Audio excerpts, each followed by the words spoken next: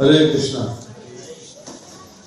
श्रीमद् भगवद गीता, थोड़ा सा इंट्रोडक्शन और उसके बाद पहले अध्याय के 11 श्लोक, 1 से लेके 11 तक। पिछली बार भी हमने भगवद गीता का कुछ अंश किया था, तो किसी को याद है कि पिछली बार हमने क्या क्या बोला था, क्या क्या कहा था? मोटी मोटी बात, 2-4 बातें कोई बताना चाहेगा? किस मामले में चर्चा हुई थी? गुरु,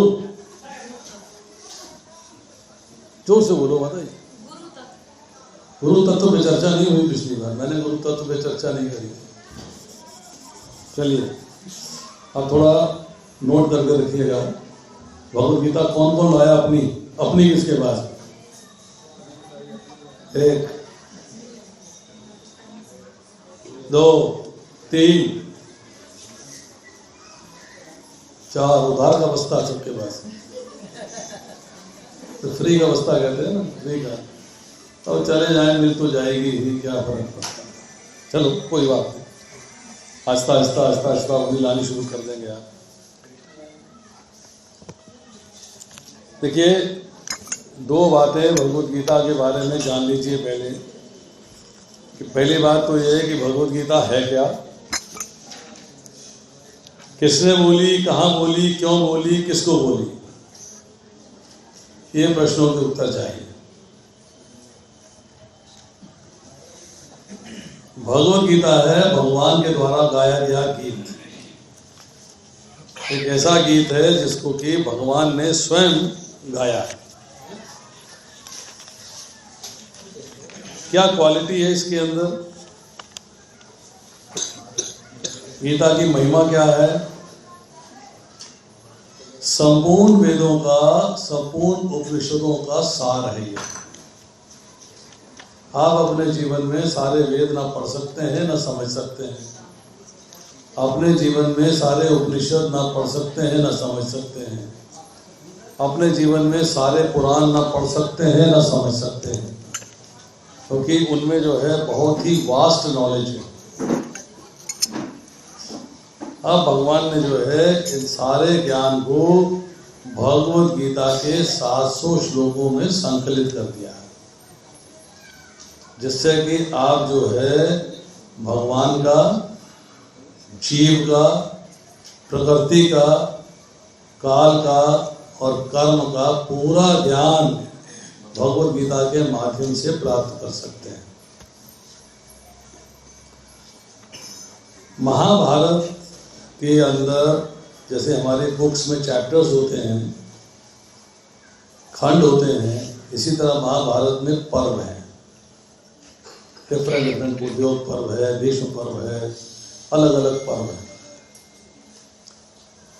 उन पर्वों के अंदर भीष्म पर्व के अंदर अध्याय संख्या 25 से लेके अध्याय संख्या 42, 18 अध्याय बनते हैं। ये भगवद गीता का ज्ञान है, जिसको हमारे वैष्णवों ने, ऋषियों ने अलग से संकलित करके एक ग्रंथ बना दिया, नाम लिखा भगवद गीता, अर्थात भगवान द्वारा गाया गया गीत। ये बताई थी पिछली बार मैंने बात। इस गीत में 700 श्लोक हैं। 3 तरह के शास्त्र होते हैं। एक है श्रुति शास्त्र, एक है स्मृति शास्त्र, और एक है इनसे ऊपर वेदांत सूत्र, निध्यासन बोलते हैं उसको। आप जो है श्रुति शास्त्र का मतलब यह है कि ज्ञान को सुन के प्राप्त किया गया। स्मृति शास्त्र का मतलब है जो ज्ञान सुना है, समझ में नहीं आया है, तो आपने अपनी बड़ी बहन, बड़ा भाई, माता पिता, गुरु के सानिध्य में बैठ के उनसे जो है प्रश्न उत्तर करके ज्ञान प्राप्त किया। चूंकि ये भगवान की वाणी है, इसलिए श्रुति शास्त्र है। भगवान ने बोला और सुन के ज्ञान प्राप्त किया। पर चूंकि इसके अंदर जो है प्रश्न भी हैं, इसलिए इसको स्मृति शास्त्र भी कहते हैं। तो उपनिषद का अर्थ होता है उप, मतलब निकट बैठकर, पास, ऋषद मतलब बैठना, मतलब पास बैठकर ज्ञान प्राप्त किया गया प्रश्न उत्तर के माध्यम से। तो अर्जुन ने प्रश्न किए हैं, भगवान कृष्ण ने उत्तर दिए हैं। 700 श्लोकों के अंदर एक श्लोक है धृतराष्ट्र का, एक श्लोक। 41 श्लोक हैं संजय के, 84 श्लोक हैं अर्जुन के प्रश्न, और 574 श्लोक हैं भगवान कृष्ण के उत्तर। जो कि मुख्य पाठ भगवान कृष्ण का है, इसलिए इसको भगवान की वाणी कहा गया है। इसमें जो है अर्जुन की वाणी नहीं कहा है, संजय की वाणी नहीं कहा है, धृतराष्ट्र की वाणी नहीं कहा है, इसको बोला गया है भगवान के द्वारा गाया गया गीत। अब भगवान ये गायन कर रहे हैं, किसके लिए कर रहे हैं? युद्ध भूमि में क्या क्या परेशानियां हुई थी उसको थोड़ा सा समझना आवश्यक है। भगवत गीता का आशय बड़ा गूढ़ है, बड़ी गहरी नॉलेज है इसके अंदर, साधारण नॉलेज नहीं है, गंभीर है। अगर आप आजीवन भी अभ्यास करेंगे तो समझ नहीं पाएंगे, परंतु पढ़ते रहेंगे, सुनते रहेंगे, समझते रहेंगे तो नित्य नए अर्थ, नित्य नई चीज आपको इसमें प्राप्त होगी। सांसारिकता की दृष्टि, इस भौतिक संसार में रह रहे हैं, इसके आनंद के अनुसार दृष्टि में कोई चीज इसमें नहीं है। आध्यात्मिक आनंद की दृष्टि से सब कुछ इसमें प्राप्त है। सब शास्त्रों का निचोड़ है। जब हम भगवत गीता पढ़ते हैं तो सारे शास्त्रों का तत्व ज्ञान इसके द्वारा हमें हो जाता है। अब 10वां अध्याय जब पढ़ते हैं तो भगवान कहते हैं मत चित्ता मद्गत प्राणा बोधयन्ते परस्परम। जब भक्तगण आपस में मिलते हैं, एक दूसरे के साथ चर्चा करते हैं, तो उनको परम संतोष अनुभव होता है, परम आनंद की प्राप्ति होती है। गंगा जी के बारे में क्वालिटी है कि जो व्यक्ति गंगा जी में स्नान करता है उसके पाप नष्ट हो जाते हैं, उसके पाप नष्ट हो जाते हैं। जो भगवत गीता में स्नान करता है, भगवत गीता को पढ़ता है, सुनता है, समझता है, उस पर मनन करता है, उसको प्रैक्टिस करता है, तो उसके, क्योंकि वो प्रैक्टिस करने के बाद दूसरों से चर्चा करता है तो अपने पाप तो नष्ट होते ही होते हैं, दूसरों के पाप भी नष्ट हो जाते हैं, एडवांटेज मिलता है। गंगा जी भगवान के चरणों से निकली है, भगवत गीता भगवान के मुख से निकली है। अब एक मंत्र है गायत्री, गायन, त्रिमित्रान मीन्स रक्षा करने वाला। एक ऐसा मंत्र है जिसको गाना, जिसको गीत की तरह गा के आप मंत्र का उच्चारण करके, मंत्र का जप करके आपकी जो है रक्षा होती है। वो गायत्री से मनुष्य की मुक्ति होती है। परंतु भगवत गीता पढ़ने से, सुनने से, समझने से आपकी अपनी मुक्ति भी होती है और दूसरों की मुक्ति भी होती है, एडवांटेज मिलता है। भगवान परापुराण में कहते हैं, बड़ा रूप धारण किया है जब, क्या कहते हैं कि मैं गीता के आश्रय में रहता हूँ। गीताश्रय हम तिष्ठामि, गीता में चोत्तमम ग्रह, गीता ज्ञान उपाश्रित्य पितृलोक पालितम। मतलब तीनों लोगों का पालन करने के लिए मैं गीता के ज्ञान का सहारा लेता हूँ। अपनी वाणी है, अपने मुख कमल से निकली है बाहर, परंतु उसी गीता का आश्रय लेकर भगवान जो है तीनों लोगों का पालन करते हैं। गीता की एक क्वालिटी और भी है, जब हम गीता पढ़ते हैं तो हमारे जीवन की परेशानियों से हमको मुक्ति मिलती है। कैसे मिलती है ये प्रश्न करिएगा, मैं आपको बताऊंगा। गीता में हर प्रश्न का उत्तर है, कोई ऐसा प्रश्न नहीं है जिसका उत्तर आपको भगवद गीता के माध्यम से न मिले। शर्त एक है कि आपको प्रश्न का उत्तर ढूंढना आना चाहिए। You must know how to find the answer. Gita के माध्यम से प्रश्न का उत्तर निकालना आना चाहिए। माताएं यहाँ बैठी हैं,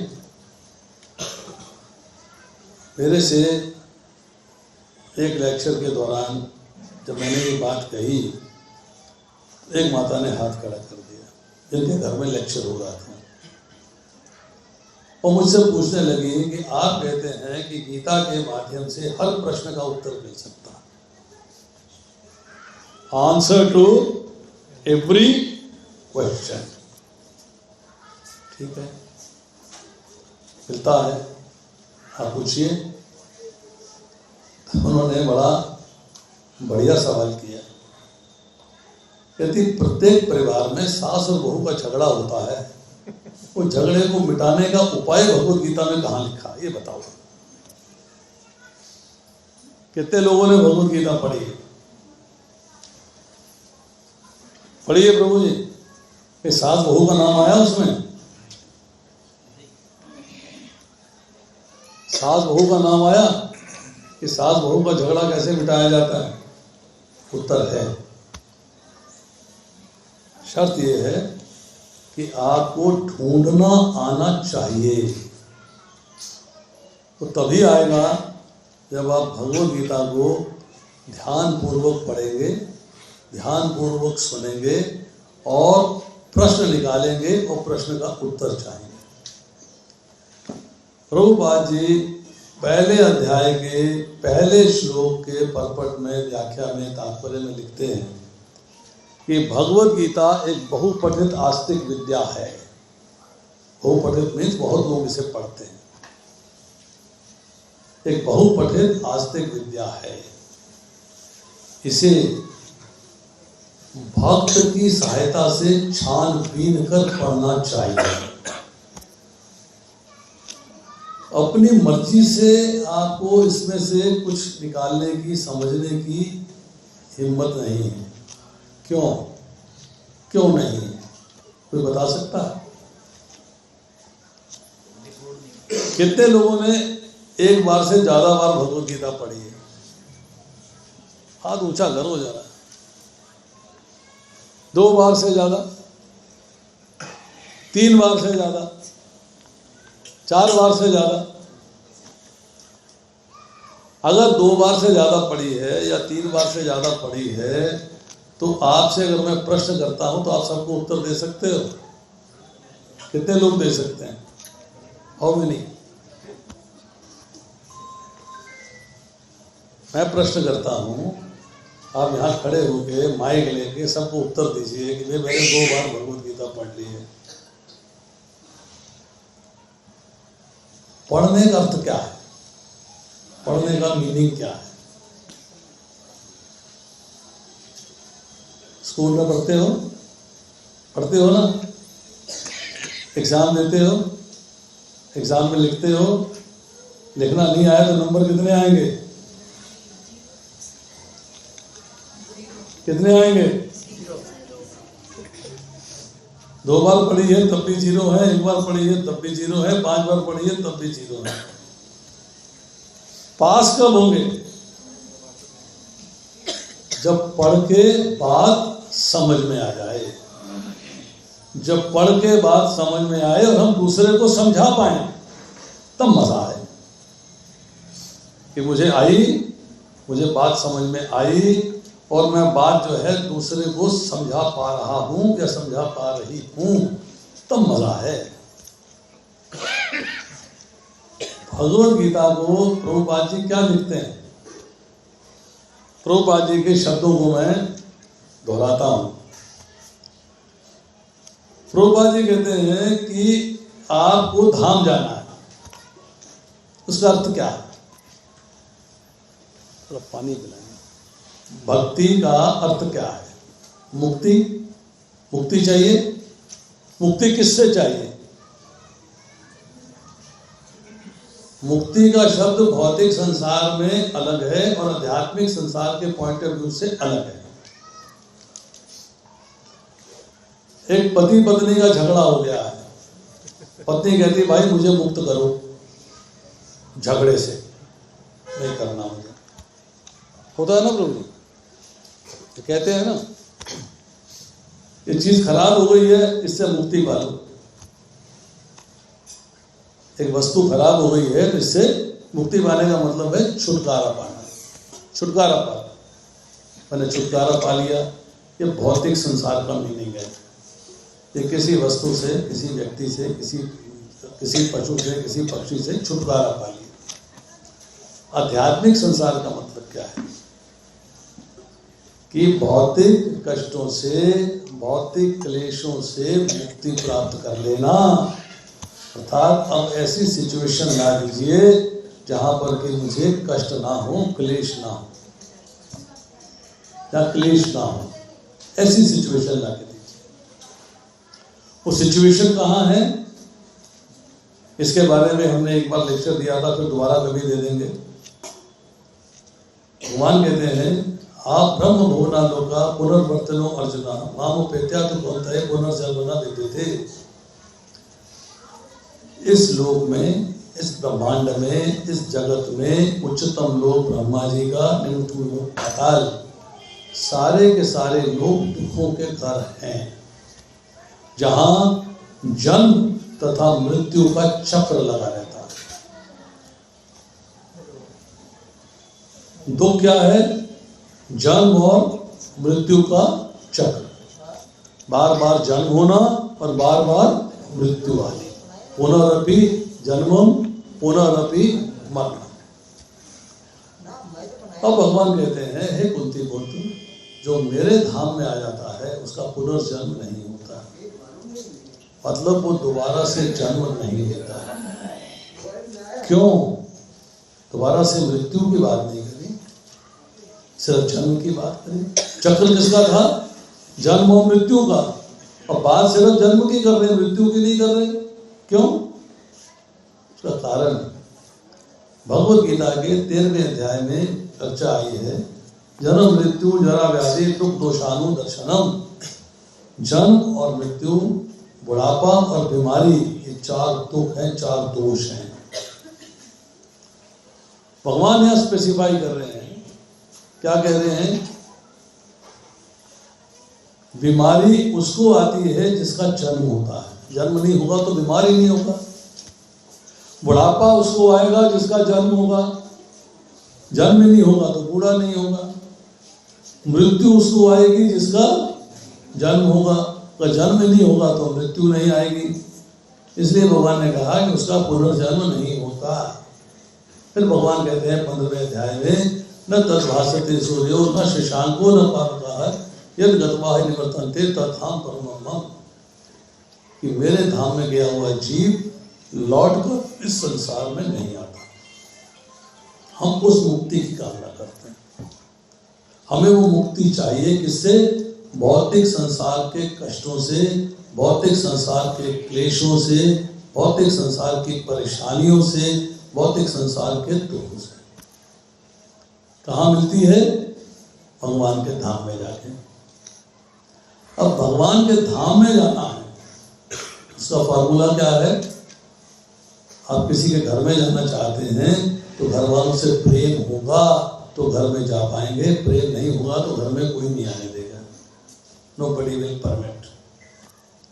अब आप भगवान के धाम जाना चाहते हैं तो आपको भगवान का प्रेम चाहिए। मैं भगवान से बड़ा प्रेम करता हूं, मैं भगवान से बड़ा प्रेम करता हूं, मैं भगवान से बड़ा प्रेम करती हूं। अरे भाई करती हो, करते हो, ठीक है। एक बच्चा आया, कहता आंटी जी आंटी जी आंटी जी बोली हाँ बेटा बोलो, लड्डू खाओ। देखा उसके हाथ में आधा लड्डू था, आधा। आंटी जी कहने लगी बेटा लड्डू पूरा तो लेके आता, आधा लड्डू क्यों लाया? पूरा लड्डू तो लेके आता, आधा लड्डू क्यों आया? कहता आंटी जी मेरी शादी होने वाली है, मेरी शादी होने वाली है। अच्छा शादी हो रही तो पूरा लड्डू खिला, आधा क्यों खिला रहा है? कंजूसी आ गई क्या? पैसे की कमी हो गई? कारण है कहते हैं आंटी जी ऐसा है कि मैं शादी के लिए राजी हूँ, लड़की वाले राजी नहीं, तो इसलिए आधा लड्डू लाया। मैं राजी हूँ, भगवान आपसे प्रेम करता हूँ। अरे भगवान आपसे प्रेम करते हैं क्या, ये बताओ आप। हाउ डू यू नो ये कृष्णा लव्स यू? जब तक वो आपसे प्रेम नहीं करेंगे आपको अपने घर में नहीं आने देंगे। घर में आने देंगे क्या? नहीं आने देंगे। मतलब आपको भगवान के धाम जाने के लिए, भौतिक संसार के क्लेशों से मुक्ति पाने के लिए भगवान का प्रेम चाहिए। अब प्रभुपाद जी लिखते हैं, उनकी एक बुक है क्वेस्ट फॉर एनलाइटनमेंट, चैप्टर 7, उसके परपट में उन्होंने एक लाइनें लिखी हैं। लिखते हैं कि अगर आपको भगवान का प्रेम चाहिए तो उसके लिए बुक है भागवतम। कौन सा किताब है? श्रीमद् भागवतम। भागवतम एक ऐसा ग्रंथ है जो आपको भगवान से प्रेम डेवलप करने में सहायता करता है। बट किंतु लगा दिया है, किंतु क्या है? कंडीशंस अप्लाई, स्टार लग गया छोटा सा। कहते हैं to understand Bhagavatam the book is Bhagavad Gita. अगर भागवत को पढ़ना चाहते हो, सुनना चाहते हो, समझना चाहते हो तो किताब है भगवद गीता। श्रीमद् भागवतम 3 स्कंद 4 अध्याय 27वां श्लोक पढ़िएगा, जिसमें जो है चर्चा चल रही है। अर्जुन जो है युधिष्ठिर महाराज से कह रहे हैं भगवद गीता के बारे में। इसी भगवद गीता में अंत में आके संजय क्या कहते हैं कि मैंने जो है अर्जुन के प्रश्न सुने हैं, कृष्ण के उनके उत्तर सुने हैं, उनको मैं सुन के बार बार हर्षित होता हूँ, मुझे आनंद मिलता है, आनंद मिलता है। अगर आपने भगवद गीता नहीं पढ़ी है तो उसको पढ़ना आरंभ करिए, और अगर आपने भगवद गीता को एक बार पढ़ा है तो दूसरी बार पढ़िए, 2 बार पढ़ा है तो तीसरी बार पढ़िए, 3 बार पढ़ा है तो 4 बार पढ़िए, 100 बार पढ़ा है तो 150 बार पढ़िए। मैं आज 26 साल से कथा कर रहा हूँ, 100 बार से ज़्यादा भगवद गीता पढ़ चुका हूँ, मोर देन 100 टाइम्स। फिर भी जब लेक्चर देने जाता हूँ तो जो मेरा टॉपिक होता है उसको एक बार फिर से पढ़ता हूँ। I revise it, I read it, notes लेके चलता हूँ, टिप्स लिखे रहते हैं, क्या कहना है, क्या नहीं कहना है, क्या बोलना है, क्या नहीं बोलना। तो भगवद गीता को किसने कहा? भगवान कृष्ण ने। भगवद गीता को भगवान कृष्ण ने सबसे पहले ज्ञान दिया है विवस्वान को। 4 अध्याय पढ़ेंगे तो उसका ज्ञान मिलेगा। अब वो अर्जुन को ज्ञान दे रहे हैं, और आज उसी भगवद गीता का ज्ञान आपको प्राप्त हुआ। माध्यम कोई और है। किसने कही? भगवान कृष्ण ने। कहाँ कही? कुरुक्षेत्र के युद्ध के मैदान। किसको कही? अर्जुन को कही। क्यों कही? किस लिए कही? भगवान कृष्ण ने अर्जुन को भगवद गीता क्यों सुनाई? कि जब अर्जुन ने कहा कि मेरे में शोक प्रकट हो गया, अंग शिथिल हो रहे हैं, अंग कांप रहे हैं, रोंगटे खड़े हो गए हैं, गांडीव हाथ से सरक रहा है, त्वचा जल रही है, मंगल दिखाई दे रहा है, एक शोक की स्थिति आई जिसके 8 लक्षण बताए गए। तब भगवान ने उस शोक को दूर करने के लिए भगवद गीता का उपदेश दिया। अशोच्यान अनुशोचस्तम प्रज्ञावादाच भाष्य से गता सूनश नानुशोचन्ति पंडिता। कि जो जीवित हैं उनके लिए शोक करने की आवश्यकता नहीं, जो मृत हैं उनके लिए भी शोक करने की आवश्यकता नहीं। तो बड़े पांडित्यपूर्ण वचन कह रहे हैं, पर शोक करने की आवश्यकता नहीं। भगवान ने भगवद गीता का ज्ञान दिया है। बीच बीच में अर्जुन ने प्रश्न करने शुरू कर दिए, भगवान उसका उत्तर देते चले गए, फिर प्रश्न किए, फिर उत्तर दिए, फिर प्रश्न किए, उत्तर दिए। भगवान ने अपना आदेश बता दिया कि मेरा आदेश ये है इसको इस तरीके से करना चाहिए, तुम्हें कार्य किस तरीके से करना चाहिए। एक बात और पूछता हूं, आपके घर में कितने लोगों के पास वॉशिंग मशीन है? वॉशिंग मशीन, कपड़ा धोने की मशीन, कितने लोगों के पास है? सब हाथ खड़ा करो, दो हाथ खड़े करो। अब मशीन खराब हो गई, मशीन खराब हो गई, अब आपने उसकी मैनुअल निकाली, अच्छा ये ऐसे करना था, ऐसे मैंने किया नहीं, ये ऐसे करना चाहिए था, ये तो मैंने किया नहीं, वो ये करना चाहिए था, तो मैंने किया नहीं। मैनुअल को, मशीन को चलाने से पहले पढ़ना चाहिए कि मशीन खराब होने के बाद पढ़ना चाहिए? कब पढ़ना चाहिए? एक व्यक्ति ने एक स्वेटर खरीदा, वूलन स्वेटर लेके आया, 15 दिन पहना, 10 दिन पहना, महंगा हो गया, तो गया सोप लिया, धो दिया। लेडीज ज्यादा जानती है, माताएं ज्यादा जानती है, ऊन जुड़ जाती है ना, ऊन स्वेटर जुड़ जाता है, स्ट्रेच नहीं होता है, खराब लगता है। दुकानदार के पास वापस ले गए, 5 दिन पहना था, 7 दिन पहना था, 10 दिन पहना था, मैंने इसको धोया है, स्वेटर खराब हो गया है, कैसा घटिया माल बेचते हो, बेकार, भाई दुकान बेकार है, तुम्हारा माल बेकार है, तुम बेकार हो, 10 एलिगेशन लगा दिए। दुकानदार ने कहा अच्छा स्वेटर दिखाइए, स्वेटर दिया, अंदर से देखा इतना सा टुकड़ा लगा हुआ था कपड़े का, उसमें पॉलीथीन के, प्लास्टिक टाइप कपड़ा जो होता है, पॉलिएस्टर कपड़ा होता है, उसमें लिखा हुआ था dry clean only, dry clean only. अब दुकानदार कहता है बहन जी ये तो आपको ड्राई क्लीन कराना चाहिए था, ये तो मैंने पढ़ा नहीं, तो अब धोने के बाद तो बेकार है, मैं तो कुछ नहीं कर सकता। हाँ ड्राई क्लीन कराने से खराब होता फिर मैं इसे बदल देता, दे देता आपको। तो कोई भी वस्तु को हम प्रयोग करते हैं तो प्रयोग करने से पहले उसकी इंस्ट्रक्शन मैनुअल पढ़नी चाहिए, या प्रयोग करके खराब होने के बाद इंस्ट्रक्शन मैनुअल पढ़नी चाहिए? कब पढ़नी चाहिए? कितने लोग मानते हैं कि पहले पढ़नी चाहिए? पढ़नी चाहिए ना।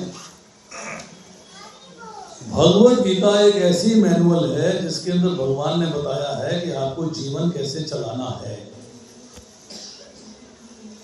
भगवत गीता के 3 अंश हैं, उसकी भी चर्चा करूंगा। उसमें बताया गया है कि आपको जीवन कैसे चलाना है।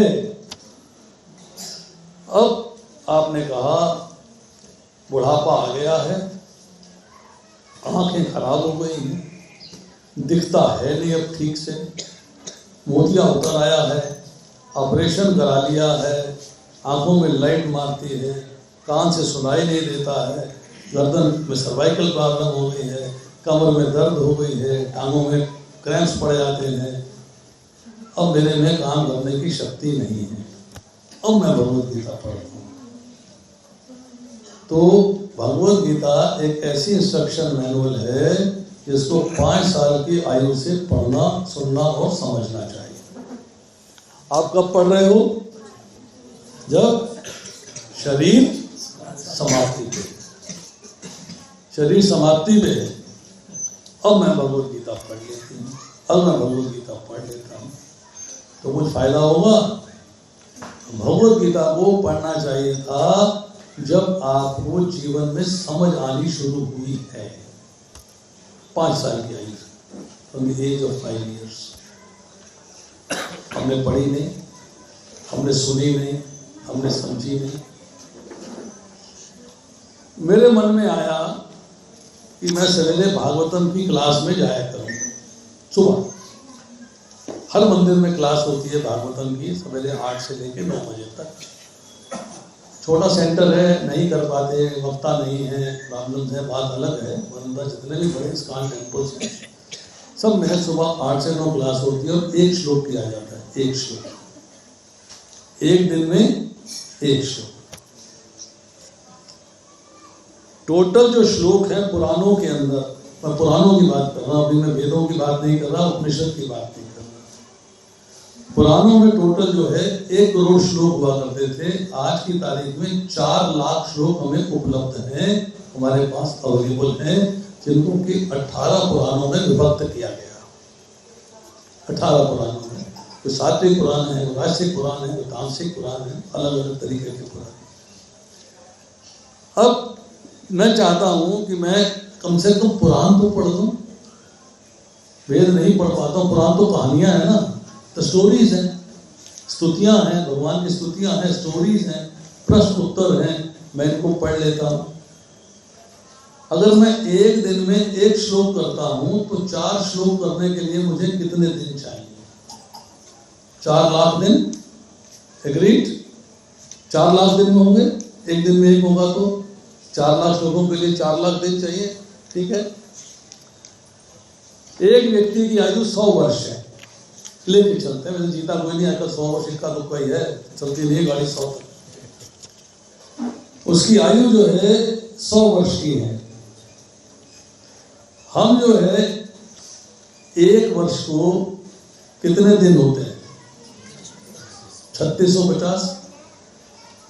100 दिन में कितने होंगे? 3,65,000। 100 वर्ष की आयु में 3,65,000 वर्ष हुए। श्लोक कितने हैं?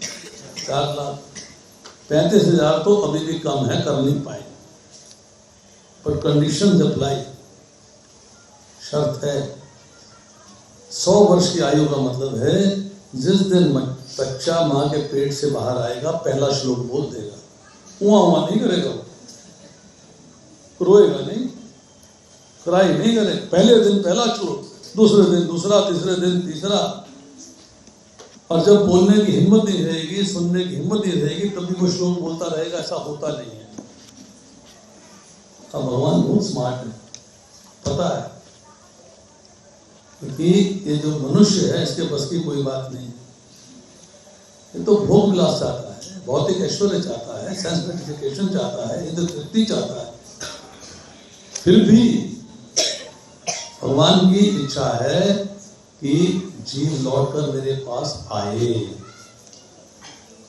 तो भगवान ने क्या किया कि जितने भी वेद हैं, पुराण है, उपनिषद है, उनका ज्ञान संकलित करके इन 700 श्लोकों की भगवद गीता में डाल दिया।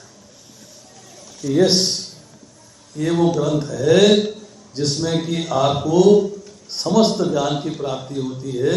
शर्त ये है कि आप इसको अच्छे तरीके से हृदयंगम कर लें, उतार समझ जाए कि बार बार पढ़ना पड़ेगा। आपका बच्चा स्कूल में पढ़ता है, हम सारे लोग स्कूल में पढ़े हैं, टीचर ने पढ़ाया और आप घर में आए तो सीधा एग्जाम में बैठ जाते हो, रिवाइज करते, रिवीजन करते, 1 बार नहीं, 2 बार नहीं, 3 बार नहीं, 10 बार रिवीजन करते हो, ट्यूटर लगाते हो, ट्यूटर आपको सिखाता है, 1 to 1 बताता है, आप कहते हो हाँ अब कुछ समझ में आई बात कि मास्टर जी ने क्या पढ़ाया था या टीचर ने क्या पढ़ाया था। भगवद गीता को पढ़ने के लिए, समझने के लिए आपने किसी ट्यूटर को एंगेज किया? नहीं। सुना, थोड़ी देर के बाद प्रसाद कब मिलेगा, प्रसाद कहाँ है? अच्छा वो सुना था, भूल गया, क्यों? रिवाइज तो किया ही नहीं, रिवीजन नहीं किया। तो प्रभुपाद जी कहते हैं कि आपको भगवद गीता अच्छे तरीके से आनी चाहिए। अब एक प्रश्न है, मैं तो भगवद गीता पढ़ता हूं, खोलता हूं, समझ में नहीं आती तो बंद करके रख देता हूं। मैं भगवद गीता को पढ़ती हूं, सुनती हूं, समझती हूं, पर थोड़ी देर के बाद समझ में नहीं आती है तो बंद करके रख देती हूं। आप भगवद गीता पढ़ते हो? हाँ जी पढ़ते हो। कैसे पढ़ते हो? एक लाल कपड़े में सुंदर से वेलवेट का लाल कपड़ा है, उसमें मैंने भगवत गीता को लपेट के रखा हुआ है मंदिर में। उसको मैं सुबह उठता हूँ, मंदिर में जाता हूँ, प्रणाम करता हूँ, भगवत गीता खोलता हूँ, एक श्लोक पढ़ता हूँ और बंद करके रख देता हूँ। समझ में आया? समझ में तो नहीं आया, समझ में नहीं आया। तो क्या पढ़ा? पढ़नी चाहिए इसलिए पढ़ा, पढ़नी चाहिए इसलिए पढ़ा। समझ में आया? समझ में तो नहीं आया। क्यों नहीं समझ में आया? क्यों? कारण क्या है समझ में ना आने का? कोई जानता है? कोई बता सकता है? एक बात मैंने भी बताई कि आपने रिवीजन नहीं किया। दूसरी बात, किसी भक्त की सहायता से छानबीन कर नहीं पड़ा। तीसरी बात, भगवत गीता को पढ़ाने के लिए, सिखाने के लिए किसी को ट्यूटर नहीं बनाया अपना, जो आपको बता सके, पढ़ा सके, समझा सके, सिखा सके। इन सबसे उच्च, सबसे ऊंचा कैटेगरी क्या है? सुनिए। एक बात का उत्तर दीजिए मुझे कि भगवान दिव्य हैं कि साधारण हैं? कैसे हैं? भगवान दिव्य हैं कि भगवान साधारण है? कैसे हैं? दिव्य हैं। कितने लोग मानते हैं कि भगवान दिव्य हैं? ठीक है। कितने लोग मानते हैं कि भगवान दिव्य नहीं है? कोई तो मानो। सब मानते हैं कि भगवान दिव्य हैं। दिव्य भगवान की वाणी दिव्य होगी कि साधारण होगी?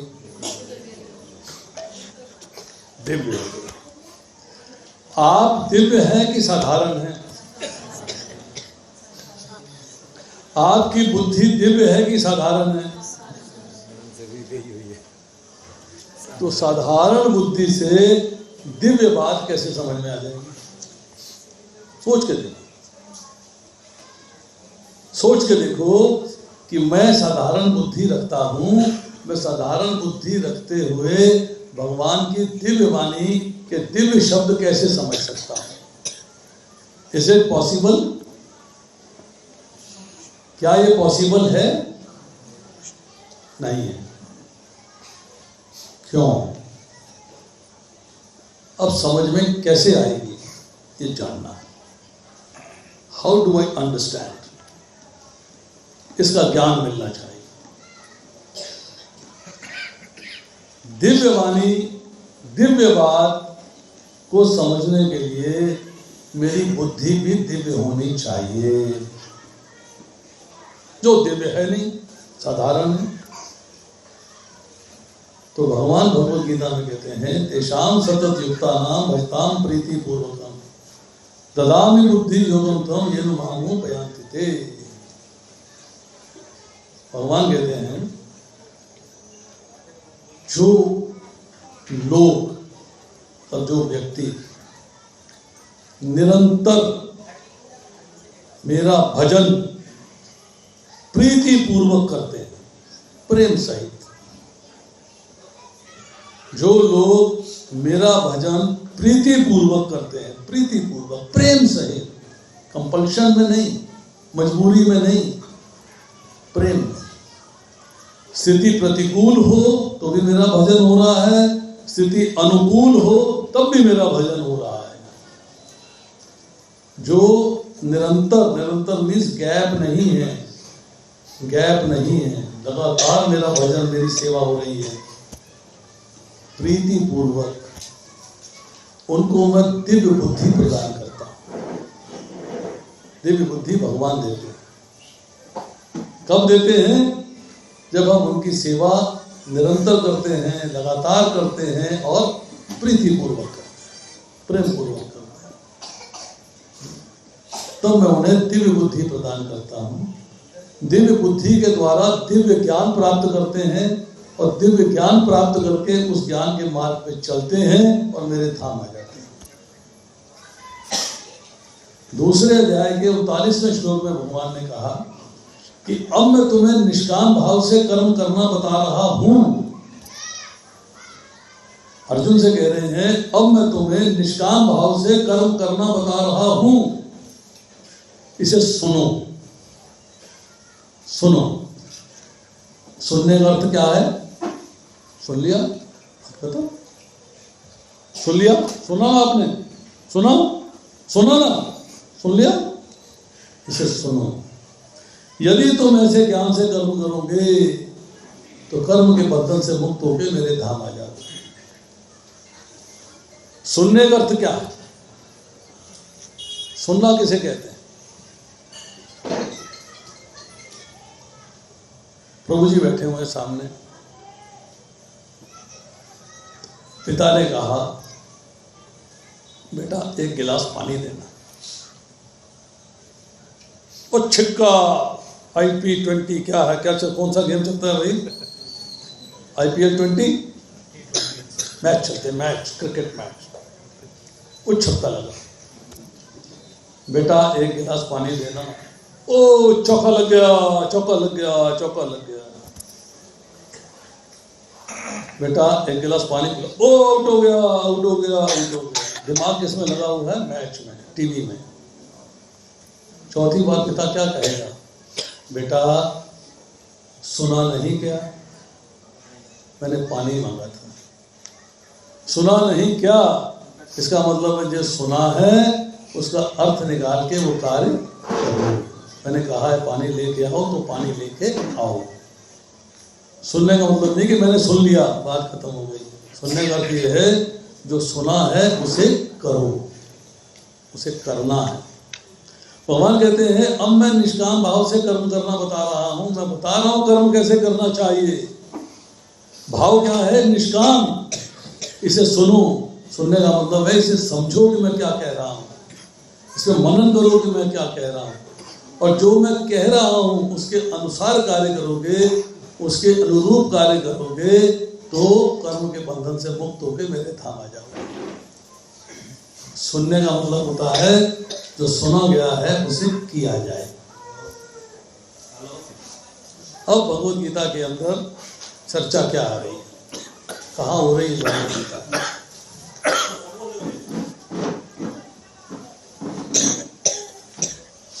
एक वेद व्यास जी के शिष्य हैं वंशपायन। वो भीष्म पर्व की कथा सुना रहे हैं राजा परीक्षित के पुत्र जन्मेजय को।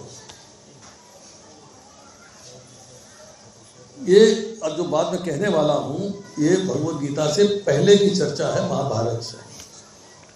ये भगवद गीता आरंभ नहीं हुई, ये बैकग्राउंड में जाके कथा सुनाई जा रही है। ये जो है भगवद गीता के मतलब जो भगवद गीता के जो अध्याय हैं 25वां अध्याय, ये उससे पहले की चर्चा है। वो कह रहे हैं कि एक दिन जो है व्यास देव जी आते हैं धृतराष्ट्र के पास।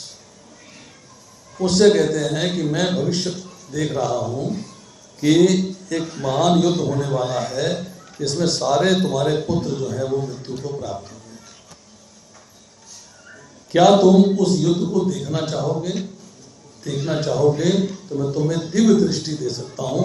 तुम तो आंख से अंधे हो, तुम्हें दिखाई तो देता नहीं। मैं तुम्हें दिव्य दृष्टि दे सकता हूँ।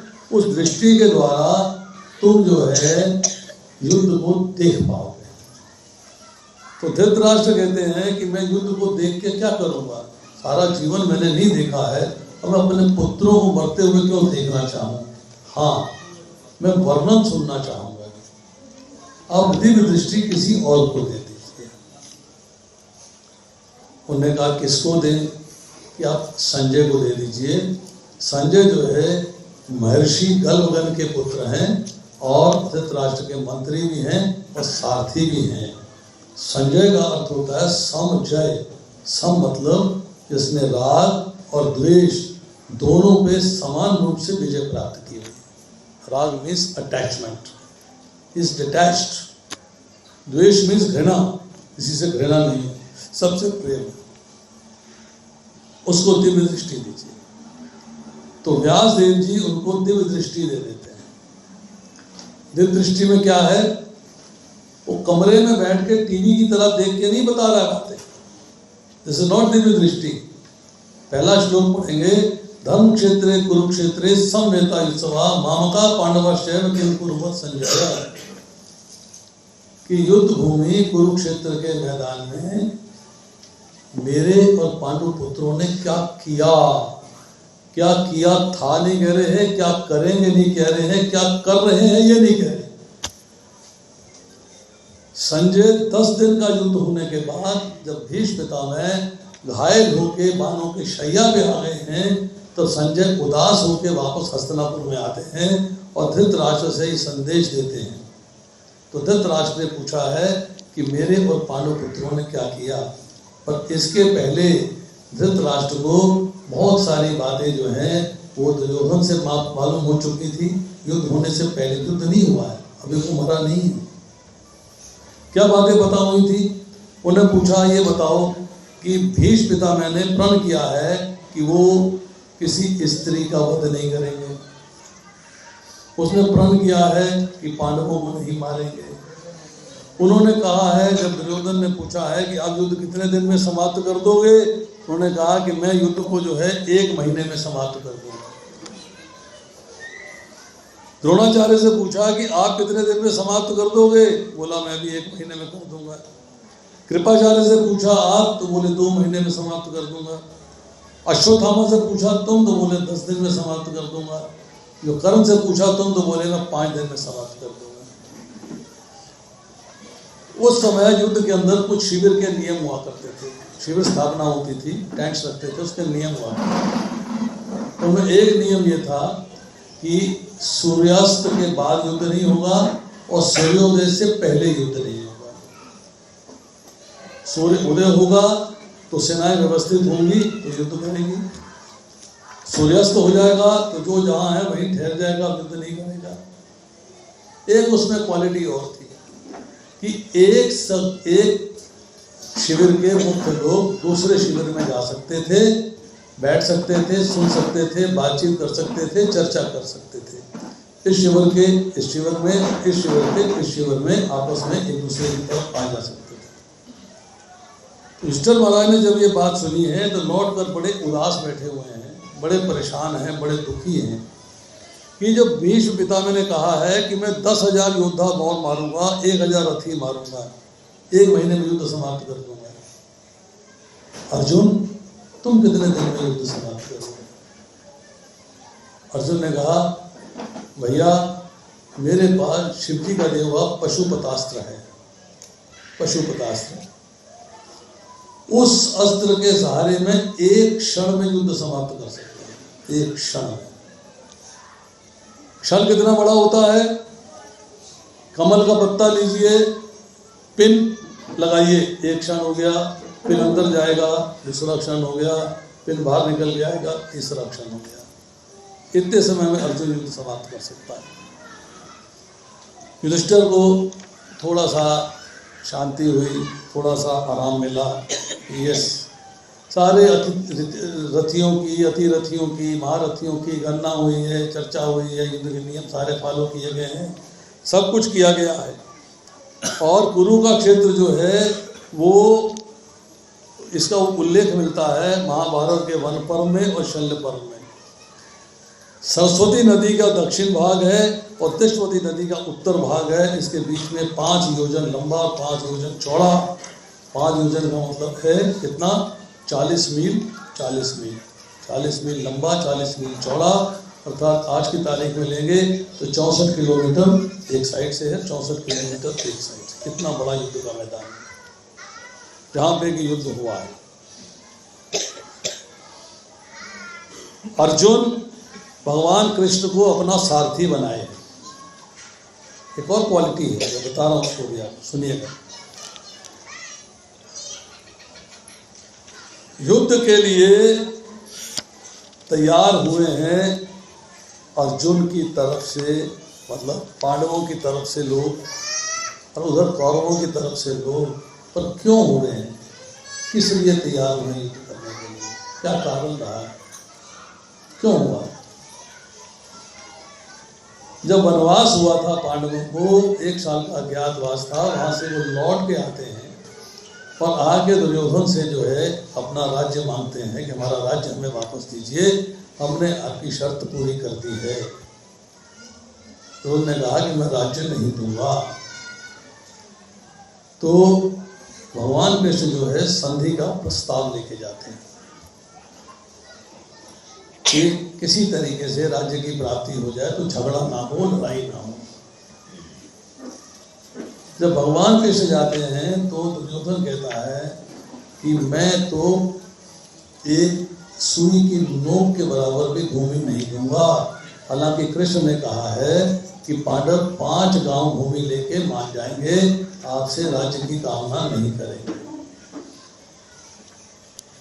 अच्छा,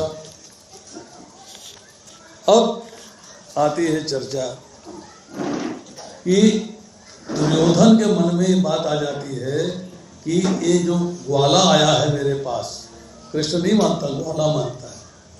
ये ग्वाला जो है ये पांडवों का सबसे बड़ा हितैषी है। इसको अगर हम कैद कर लेते हैं, जेल में डाल देते हैं, तो उनका हित करने चाहने वाला कोई नहीं होगा। फिर हम पांडवों पर कब्जा कर लेंगे, उन पर कंट्रोल कर लेंगे। तो उसने जो है कृष्ण को कैद करने का प्रयास किया। तो वहाँ भगवान कृष्ण ने अपना आधा विराट रूप दिखाया है। सबकी आंखें चौंधिया गई हैं, सब गिर गए हैं और भगवान कृष्ण जो है मुस्कुराते हुए वहाँ से आ गए। जब ये सारी बात कुंती महारानी को पता लगती है कि 5 गांव तक भूमि देने से इनकार कर दिया, ये कह दिया कि सुई के नोक के बराबर भी भूमि नहीं दूंगा। प्रॉमिस था कि अगर आप जो है 12 साल का वनवास और 1 साल का अज्ञातवास करके आओगे तो आपको आपका राज्य वापस मिल जाएगा। इन्होंने वनवास देने से पहले द्रौपदी का चीरहरण करने का प्रयास किया है, नग्न करने का प्रयास किया है उसको। इन्होंने कृष्ण को कैद करने का प्रयास किया है। तब कुंती महारानी जो है एक संदेश देती है, जाओ मेरे पुत्र भीम जिसकी गदा दुश्मनों का संहार करने के लिए हमेशा तैयार रहती है, और मेरे पुत्र अर्जुन जिसका गांडीव हमेशा बाण वर्षा करके शत्रुओं को मारने में तत्पर रहता है, उनको ये संदेश दे दो। क्या संदेश दिया कि जिस कार्य के लिए क्षत्राणी पुत्र को जन्म देती है वो कार्य पूरा करने का समय आ गया है। This was the cause. ये कारण था युद्ध होने का। बैकग्राउंड है, फाइनल इंस्ट्रक्शन कुंती महारानी ने दिया कि yes now the war should happen. अब युद्ध होना है तो 9 अक्षौहिणी सेना तो है आपके पास दुर्योधन की तरफ, और 7 अक्षौहिणी सेना है पांडवों की तरफ। कितनी हो गई? 16, 9 और 7 16। पर युद्ध तो 18 अक्षौहिणी सेना के साथ हुआ। वो 2 अक्षौहिणी कहाँ है? 2 अक्षौहिणी सेना कहाँ है? अर्जुन ने सोचा कि मैं भगवान कृष्ण को अपना संग बनाता हूँ, उनके पास युद्ध के लिए सहायता मांगने के लिए जाता हूँ। दुर्योधन ने कहा हमारे भी संबंधी हैं, मैं भी जाके सहायता मांगता हूँ, मैं भी उनसे कहता हूँ मुझे सहायता दीजिए। तो भगवान कृष्ण जो है द्वारका के अंदर अपने पलंग पे अंतःपुर में सो रहे हैं। दुर्योधन जाता है सिरहाने पे एक चौकी पे बैठ जाता है सर के पास। अर्जुन जाता है पांव के पास एक चौकी पे बैठ जाता है। भगवान कृष्ण नाटक कर रहे हैं, अंतर्यामी सब जानते हैं कौन किस लिए आया। भगवान कृष्ण जाते हैं और सबसे पहले अर्जुन को देखते हैं। उससे कहते हैं अर्जुन तुम कैसे आए? मैं तुम्हारा क्या हित करूं, मैं तुम्हारा क्या भला करूं, तुम कैसे आए?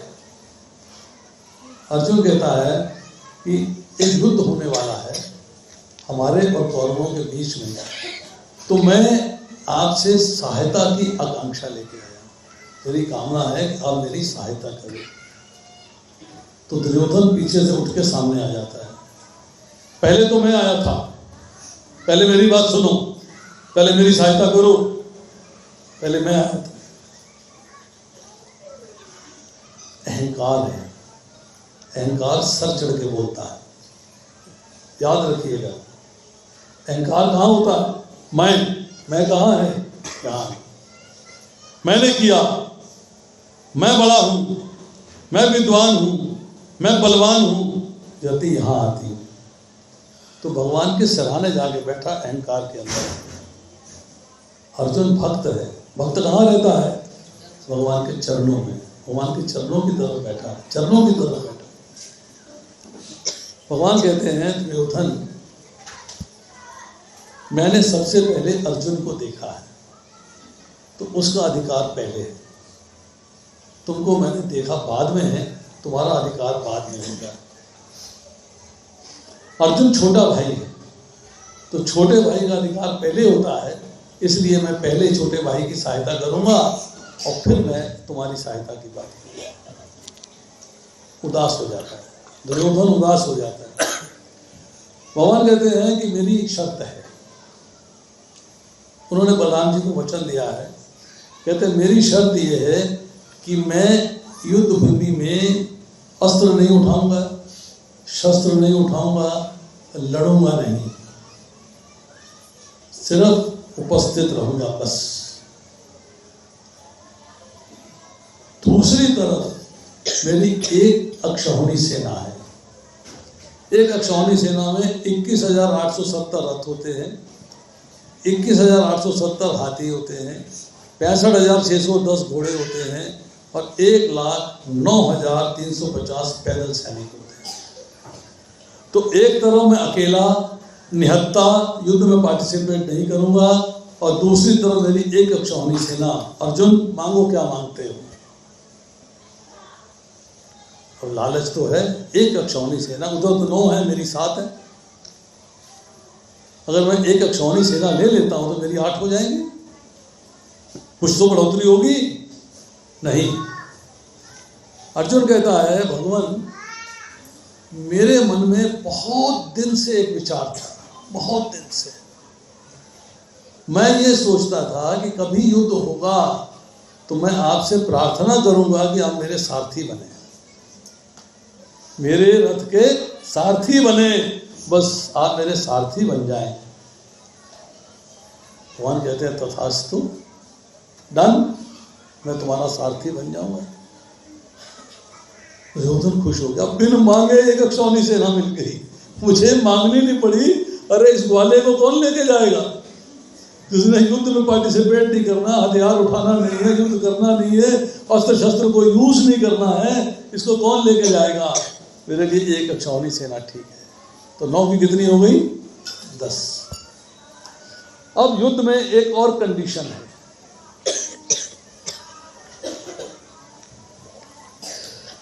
कि महारथी महारथी से करेगा, रथी रथी से करेगा, अतिरथी अतिरथी से करेगा, अधिरथी अधिरथी से करेगा, भाले वाला भाले वाले से करेगा, तलवार वाला तलवार वाले से करेगा, फरसे वाला फरसे वाले से करेगा और धनुष्मान वाला धनुष्मान वाले से भी करेगा। मतलब युद्ध जो है बराबर के लोगों में होना चाहिए। तो बराबरी नहीं है तो युद्ध में वो अथर्व हो जाएगा। अब दुर्योधन ने पहले एक लीला रच के कर्ण को अपनी तरफ कर लिया था, उसको अंग देश का राजा बना दिया था।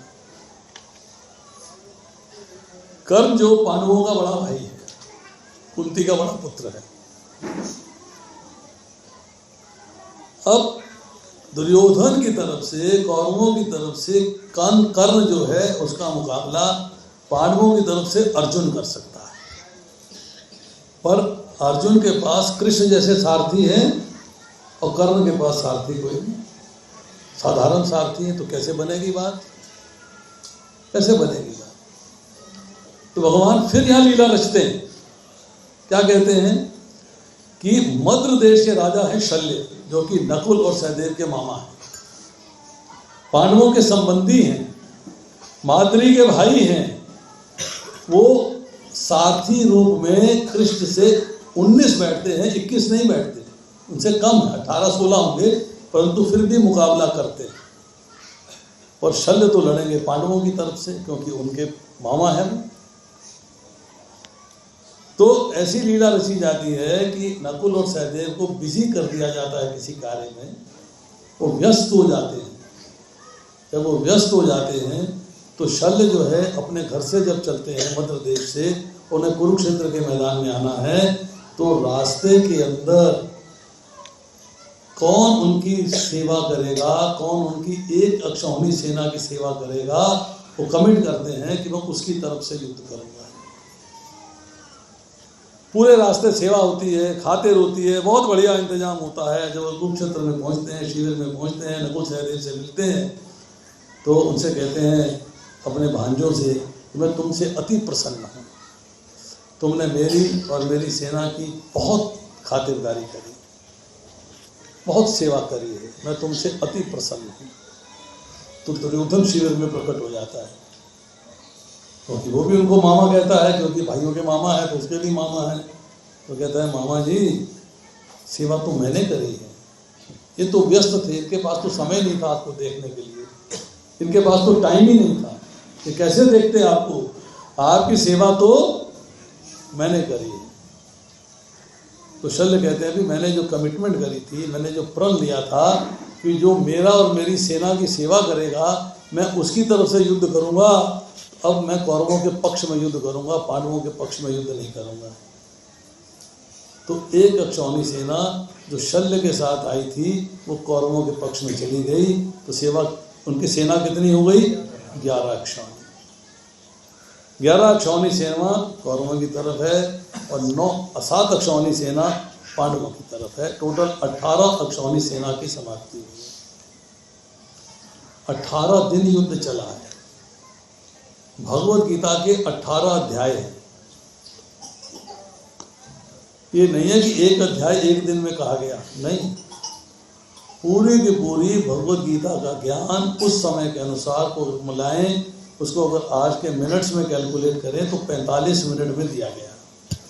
45 मिनट्स में 700 श्लोकों की चर्चा हो गई। इस भगवत गीता के अंदर 3 चीजें हैं। 5 चीजों की मैंने पहले चर्चा करी, ईश्वर, जीव, प्रकृति, काल और कर्म।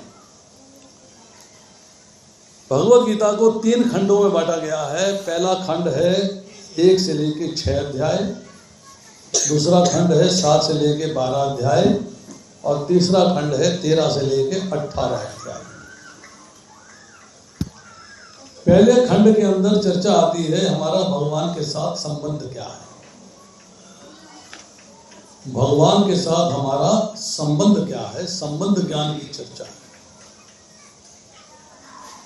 दूसरे 6 अध्याय 7 से लेकर 13 तक आता है, जिसे बोलते हैं अभिधेय।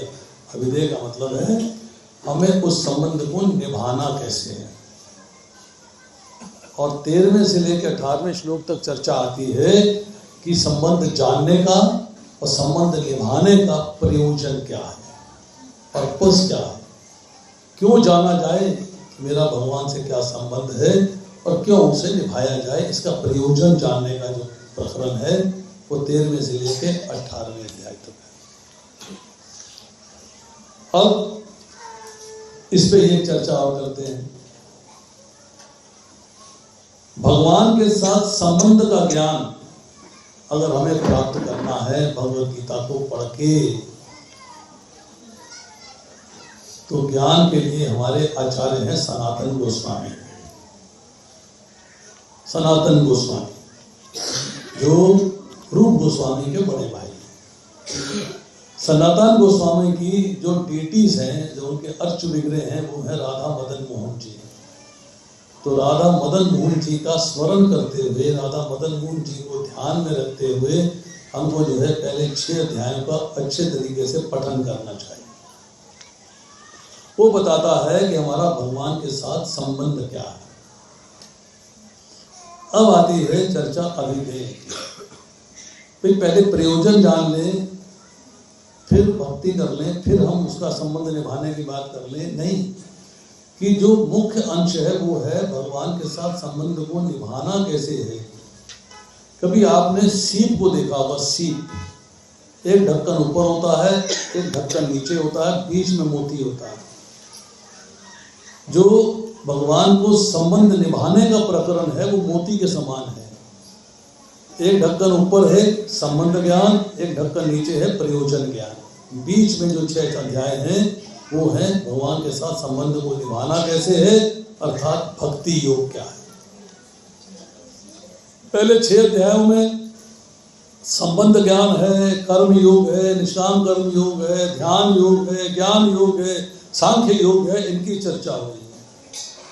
फिर आती है कि आपको भक्ति योग की चर्चा है, और भक्ति योग की चर्चा के लिए आपको किसका ध्यान करना है, उसके आचार्य कौन हैं? उसके आचार्य हैं रूप गोस्वामी, और उनके अर्च विग्रह हैं राधा गोविंद देव जी। राधा गोविंद देव जी जिनका अर्च विग्रह आज की तारीख में जयपुर में है।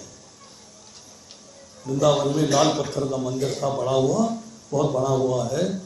उसको जब मुसलमानों ने लूटा है तो वहाँ के पुजारी को लेके फिर जयपुर चले गए हैं। तो जयपुर में राधा गोविंद देव जी विराजमान है। अब आपने भक्ति ज्ञान प्राप्त कर लिया, अब आपको चाहिए प्रयोजन ज्ञान। प्रयोजन ज्ञान के आचार्य हैं रघुनाथ गोस्वामी, और उनके अर्च विग्रह हैं राधा गोपीनाथ, वो भी आजकल जयपुर में है। राधा गोपीनाथ का ध्यान करते हुए और स्मरण करते हुए रघुनाथ गोस्वामी का आपको आखिरी 6 अध्यायों को पढ़ना चाहिए, सुनना चाहिए, समझना चाहिए, मनन करना चाहिए। जब आप भगवत गीता का ज्ञान प्राप्त कर लेंगे तो आपको एक बात समझ में आएगी कि भगवान कृष्ण ने अर्जुन को लड़ने के लिए उत्साहित नहीं किया है, लड़ाया नहीं, जबरदस्ती नहीं करी है, उकसाया नहीं, उसको उत्साहित किया, उकसाया नहीं। भगवान ने अर्जुन को उसके कर्तव्य का बोध कराया है कि तेरा कर्तव्य है ये, तुझे करना है। कंपेल नहीं किया, मजबूर नहीं किया कि ऐसा करो, मेरा परम आदेश है, ये करना चाहिए। भगवत गीता का पहला श्लोक है धर्म क्षेत्रे कुरुक्षेत्रे, पहला शब्द है धर्म क्षेत्र, उससे आप दीजिए शब्द धर्म। और आखिरी जो श्लोक है उसके अंदर जो आखिरी शब्द है वो है नीति मति मम। नीति मति मम तत्त श्री विजयो भूति धर्वा नीति मति मम। मम मेरा धर्म क्या है, मेरा धर्म क्या है, अर्थात जीव का धर्म क्या है, ये पूर्ण ज्ञान भगवत गीता देती है। धर्म क्या है? चीनी का धर्म है मिठास, नमक का धर्म है नमकीन होना, अग्नि का धर्म है गर्मी और प्रकाश। चीनी नमकीन नहीं हो सकती, नमक मीठा नहीं हो सकता, अग्नि बिना प्रकाश के, बिना अग्नि, बिना ऊष्मा के नहीं हो सकती। मतलब किसी भी वस्तु का स्वाभाविक गुण उसका धर्म कहलाता है, और जीव का स्वाभाविक गुण क्या है? भगवान की सेवा। हम किसी ना किसी रूप में किसी ना किसी की सेवा करते हैं, किसी ना किसी की सेवा कर रहे हैं। प्रमुख धर्म क्या है? भगवान की सेवा। अब जो है भगवत गीता के अंत में आके अर्जुन कहता है नष्ट मोह स्मृति लब्धवा, कि मेरा मोह नष्ट हो गया है, मेरी स्मृति वापस आ गई है। करिष्ये वचनम दवा, अब मैं आपके कहे अनुसार कार्य करने के लिए तैयार हूँ। अब मैं आपके कहे अनुसार कार्य करने के लिए तैयार हूँ। तो ये भगवत गीता का उपदेश है। भगवत गीता के अंदर आज हम करना चाहते थे 1 से लेकर 11 श्लोक, और उसमें अभी 45 मिनट और चाहिए, वो हमारे पास है नहीं, अब समय हो गया है। तो अगली आज याद रखिएगा, भगवत गीता की जो हमने आपको बेस बताया है, बैकग्राउंड बताया है, चर्चा करी है, इसमें अगर किसी का कोई प्रश्न है तो उसे पूछना चाहिए, number 1। Number 2, with due permissions, Bhagavad Gita को पढ़ना है तो आपको घर में कैसे पढ़ना चाहिए इसका ज्ञान होना चाहिए, कि how to read Bhagavad Gita at home, घर में कैसे पढ़ना चाहिए। हम यहाँ आते हैं, सुनते हैं, बहुत अच्छा करते हैं, एक पंथ 3 काज होते हैं। 4 कार्य होते हैं। हम मंदिर में आए, भगवान के दर्शन हो गए, पहला काम हो गया। मंदिर में आए, भक्तों का संग हो गया, दूसरा कार्य हो गया। मंदिर में आए, कथा सुनी, तीसरा कार्य होगा। और मंदिर में आए, प्रसाद पाया, चौथा कार्य। ये सब काम है पा। पी का मतलब पा का मतलब है प्रवेश। प्रवेश हो गया अंदर, प्रतिष्ठित, बैठ गए, प्रवचन, कथा सुन लिया, प्रसाद, पा से फिर प्रसाद। तो सारा खेल पा का है। इस पा में एक 5वीं चीज ऐड कर लीजिएगा, पढ़ना। पढ़ना को ऐड कर लीजिएगा। आपको घर में बैठ के भगवत गीता कैसे पढ़नी चाहिए, ये ज्ञान होना चाहिए। उस ज्ञान की प्राप्ति के लिए आपके पास 2 साधन हैं। एक है अपने आप पढ़िए, पर समझ में नहीं आती, कोई समझाने वाला नहीं है, तो क्या किया जाए? तो उसकी ऑप्शन ये है कि भगवत गीता के प्रवचन होते हैं, उस प्रवचन के क्लास को ज्वाइन कर लीजिए। वो समय निकालिए 1 घंटे का कि मुझे आज भगवत गीता कोई पढ़ा रहा है, मुझे वो पढ़नी है और प्रश्न उत्तर करने हैं। जैसे कि मैं बुधवार शाम क्लास लेता हूँ 8:30 से 9:30, शनिवार लेता हूँ 6 से 7, पौना घंटा साधन प्रश्न उत्तर चलते हैं। पौना घंटा, 1 घंटा प्रश्न उत्तर चलते हैं, उसको ज्वाइन करिए। और वीडियो देखिए, YouTube खोलिएगा, उसमें टाइप करिएगा how to read Bhagavad Gita at home. फिर आपको 4 वीडियो मिलेंगे, उनको पढ़िए, सुनिए कि भगवत गीता को घर में कैसे पढ़ना चाहिए, और उसको अक्षरश जैसे बताया है वैसे ही पालन करिएगा। अपने मन को बाएं दाएं मत भटकाइए, क्योंकि मैंने भी वैसे ही पढ़ी है, मैंने भी उसी तरीके से पढ़ी है और उसी तरीके से मैं आज भी पढ़ता हूँ, रिवाइज भी उसी तरीके से करता हूँ। मेरा आपसे अनुरोध है कि भगवत गीता पे स्ट्रेस करिएगा, भगवत गीता पे जोर लगाइएगा, भगवत गीता को पढ़िएगा, सुनिएगा, समझिएगा, प्रश्न उत्तर करिएगा, भगवत गीता की क्लास में आइएगा, भगवत गीता के कैसे पढ़ना चाहिए घर में उसकी वीडियो सुनिएगा, आपको लाभ होगा। आज कोई प्रश्न है तो पूछ सकते हैं। वैसे तो समय हो गया है, 1 घंटा 12 मिनट हो गए। प्रश्न है प्रभु, आपने बताया था कि भौतिक लोक में जन्म, मृत्यु, बुढ़ापा, बीमारी है, भगवान के धाम में नहीं है, वहाँ जन्म भी नहीं। जी हाँ। तो भौतिक लोक में हमने क्या देखते हैं कि व्यक्ति का एक रूप है, आकार है, जब उसकी मृत्यु होती है तो आत्मा शरीर छोड़ देती है। तो उस गोलोक धाम में, भगवान के धाम में व्यक्ति का क्या आकार होता है, क्या रूप होता है? आत्मा का तो कोई रूप दिखता नहीं है, तो वहां वो किस रूप में है? समझ में आया जी प्रश्न? क्या बोला इन्होंने कि यहाँ आपके पास एक आकार है, शरीर है, नाक है, कान है, गला है, सर है, बाल है, बाजू, सब कुछ है। भगवान के धाम में क्या है? दिवाली के दिनों में अगर आप बाजार में शॉपिंग करने जाते हैं दिवाली के लिए, तो हम लोग पूजा के लिए ना कुछ चीनी के खिलौने लेके आते हैं। कोई लाया घर में अपने चीनी के खिलौने? उसी का हाथी होता है, उसी की बतख होती है, उसी के गणेश जी होते हैं, उसी का ये, उसी का मतलब सब कुछ चीनी का होता है। 2 चीजें समझनी चाहिए। एक डुअलिटी, डुअलिटी का मतलब है कि शरीर और आत्मा 2 चीजें हैं। हम शरीर के अंदर आत्मा है, ठीक है?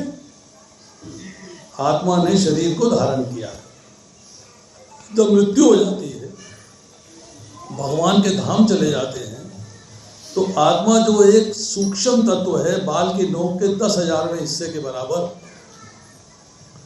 वो ट्रेवल करती है सीधा भगवान के धाम में, जिनके कर्मफल समाप्त हो चुके होते हैं।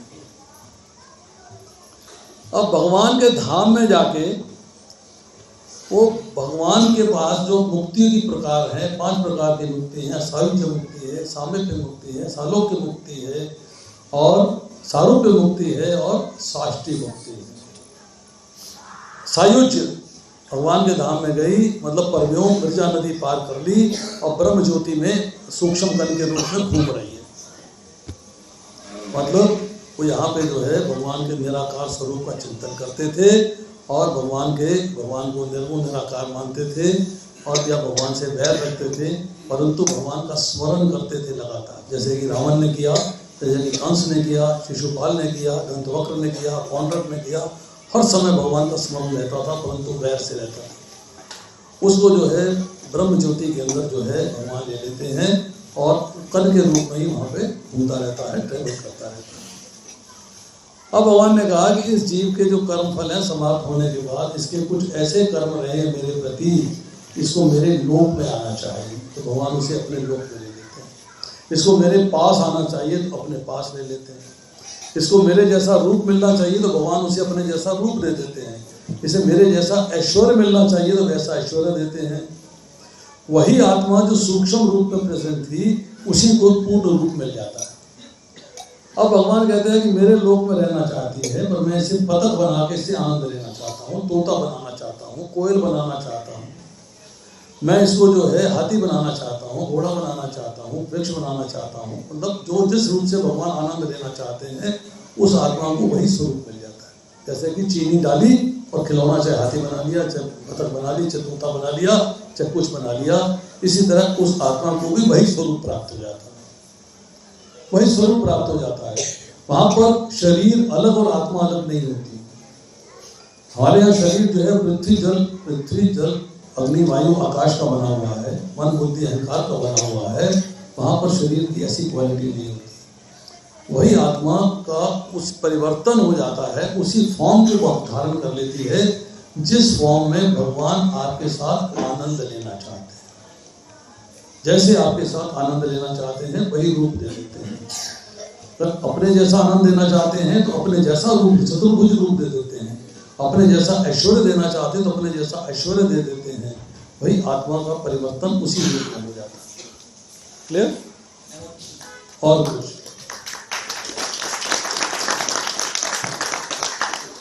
और कोई प्रश्न? जब मैं एक बात आपको बता दूं, बहुत बढ़िया, जो प्रश्न पूछता है ना, इसका मतलब है उसने ध्यानपूर्वक सुना है। इसका मतलब है उसने ध्यानपूर्वक सुना है, प्रश्न निकल गया, ये बात पूछनी है। और जिसने ध्यानपूर्वक नहीं सुना है उसे पता ही नहीं पूछना क्या, उसका तो मन कहीं और लगा हुआ। अब कोई प्रश्न करेगा तो उसकी गारंटी है कि उसने ध्यानपूर्वक सुना है, ये दांत तोड़ के लिखेगा।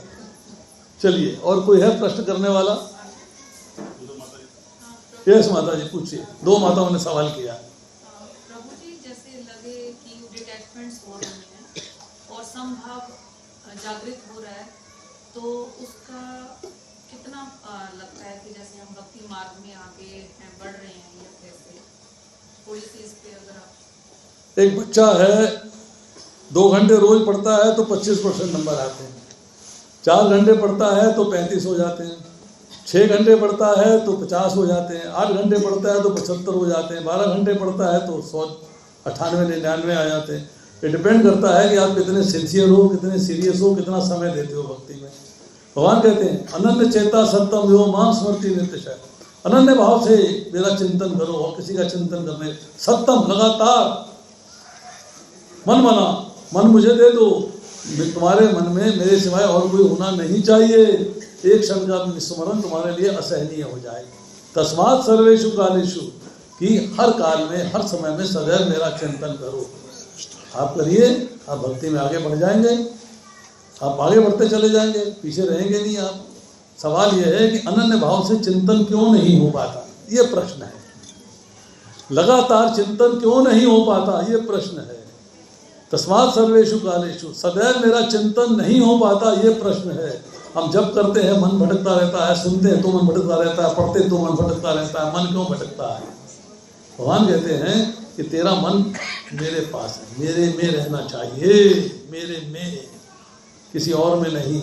वो क्यों नहीं हो पाता, इसका उत्तर पूछिए। पीछे पीछे माता जी बैठी, क्या पूछना चाहती? तो ना माता जी आगे आ जाओ।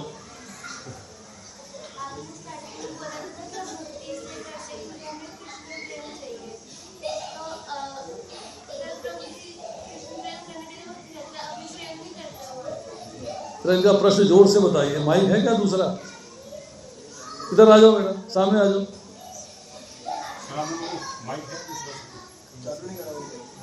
यहाँ आगे पूछो।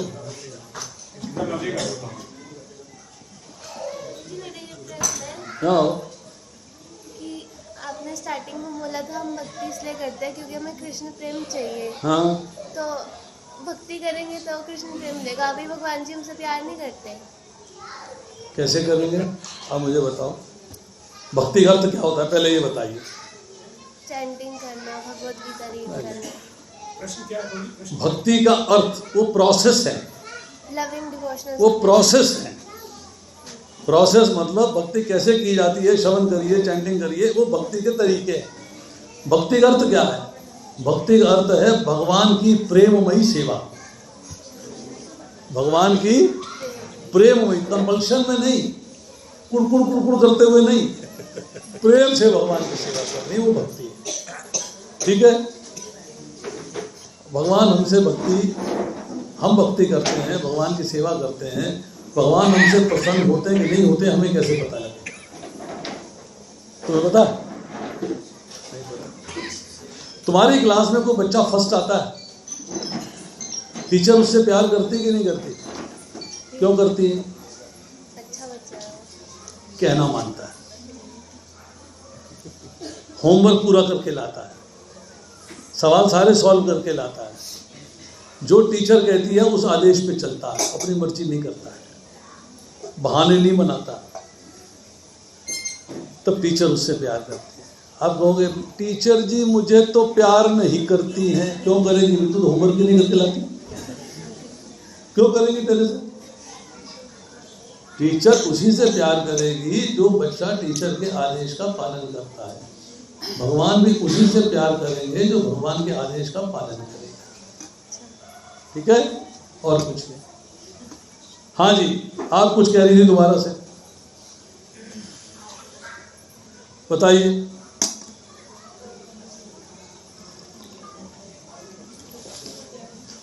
मैंने सवाल किया था कि क्यों आपके मन में भगवान हमेशा नहीं रहते, मन क्यों भटकता है?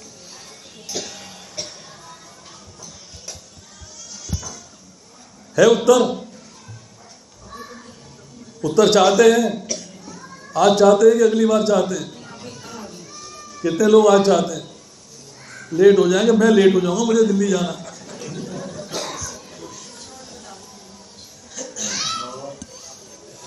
भगवान आपके मन में क्यों नहीं हर समय रहते?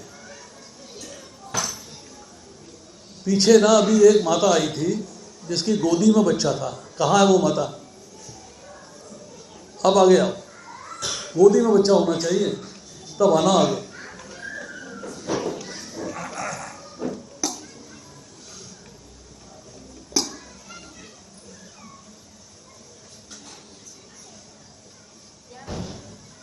अब बैठ जाओ, कोई दिक्कत नहीं है। एक और माता आई, उनकी भी गोदी में बच्चा है।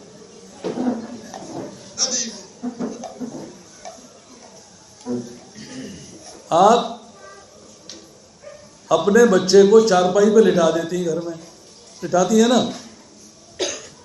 किचन में काम करने चली गई, सब्जी को छौंक लगा रही हैं, सब्जी काट रही हैं, चपाती बना रही हैं, आटा गूंद रही हैं, कपड़े धोने चली गई, डस्टिंग करने चली गई, झाड़ू पोछा करने चली गई। ध्यान आपका बच्चे में रहता है कि झाड़ू पोछे में रहता है? क्यों? बच्चा तो चारपाई पे लेटा रहने दो।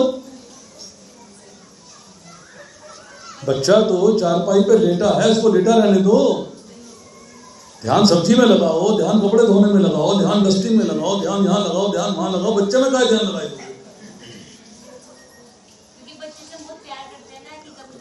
एक बात, ये बच्चा है आपके पास, एक बच्चा है इनके पास, ये दोनों बाहर खेलने चले गए आंगन में या सड़क पे। आपका ध्यान अपने बच्चे में रहेगा कि दूसरे बच्चे में रहेगा?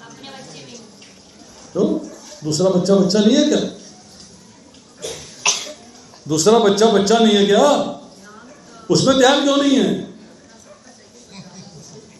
इसलिए कि आपने अपने बच्चे के साथ अपने संबंध को समझ लिया है। You understand it is my child, ये मेरा बच्चा है, मेरे बच्चे को चोट नहीं पहुंचनी चाहिए, मेरे बच्चे को कष्ट नहीं होना चाहिए, मेरे बच्चे को तकलीफ नहीं होनी चाहिए। दूसरे के बारे में आप नहीं सोचते। मुद्दा क्या है, निष्कर्ष क्या है कि आपने अपने बच्चे के साथ अपने संबंध को समझ लिया है, इसलिए बच्चा आपके स्मरण से नहीं उतरता। कुछ भी काम कर रहे हो ध्यान बच्चे में रहता है। घर में आप कुछ भी काम करो ध्यान आपका किसमें रहेगा? बच्चे में। क्यों? बच्चा आपका है।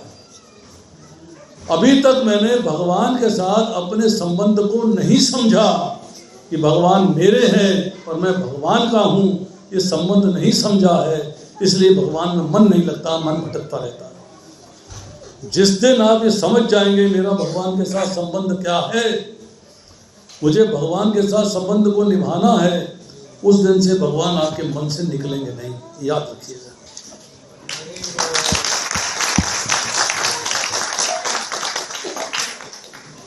आप बच्चे के साथ माँ का संबंध क्या होता है?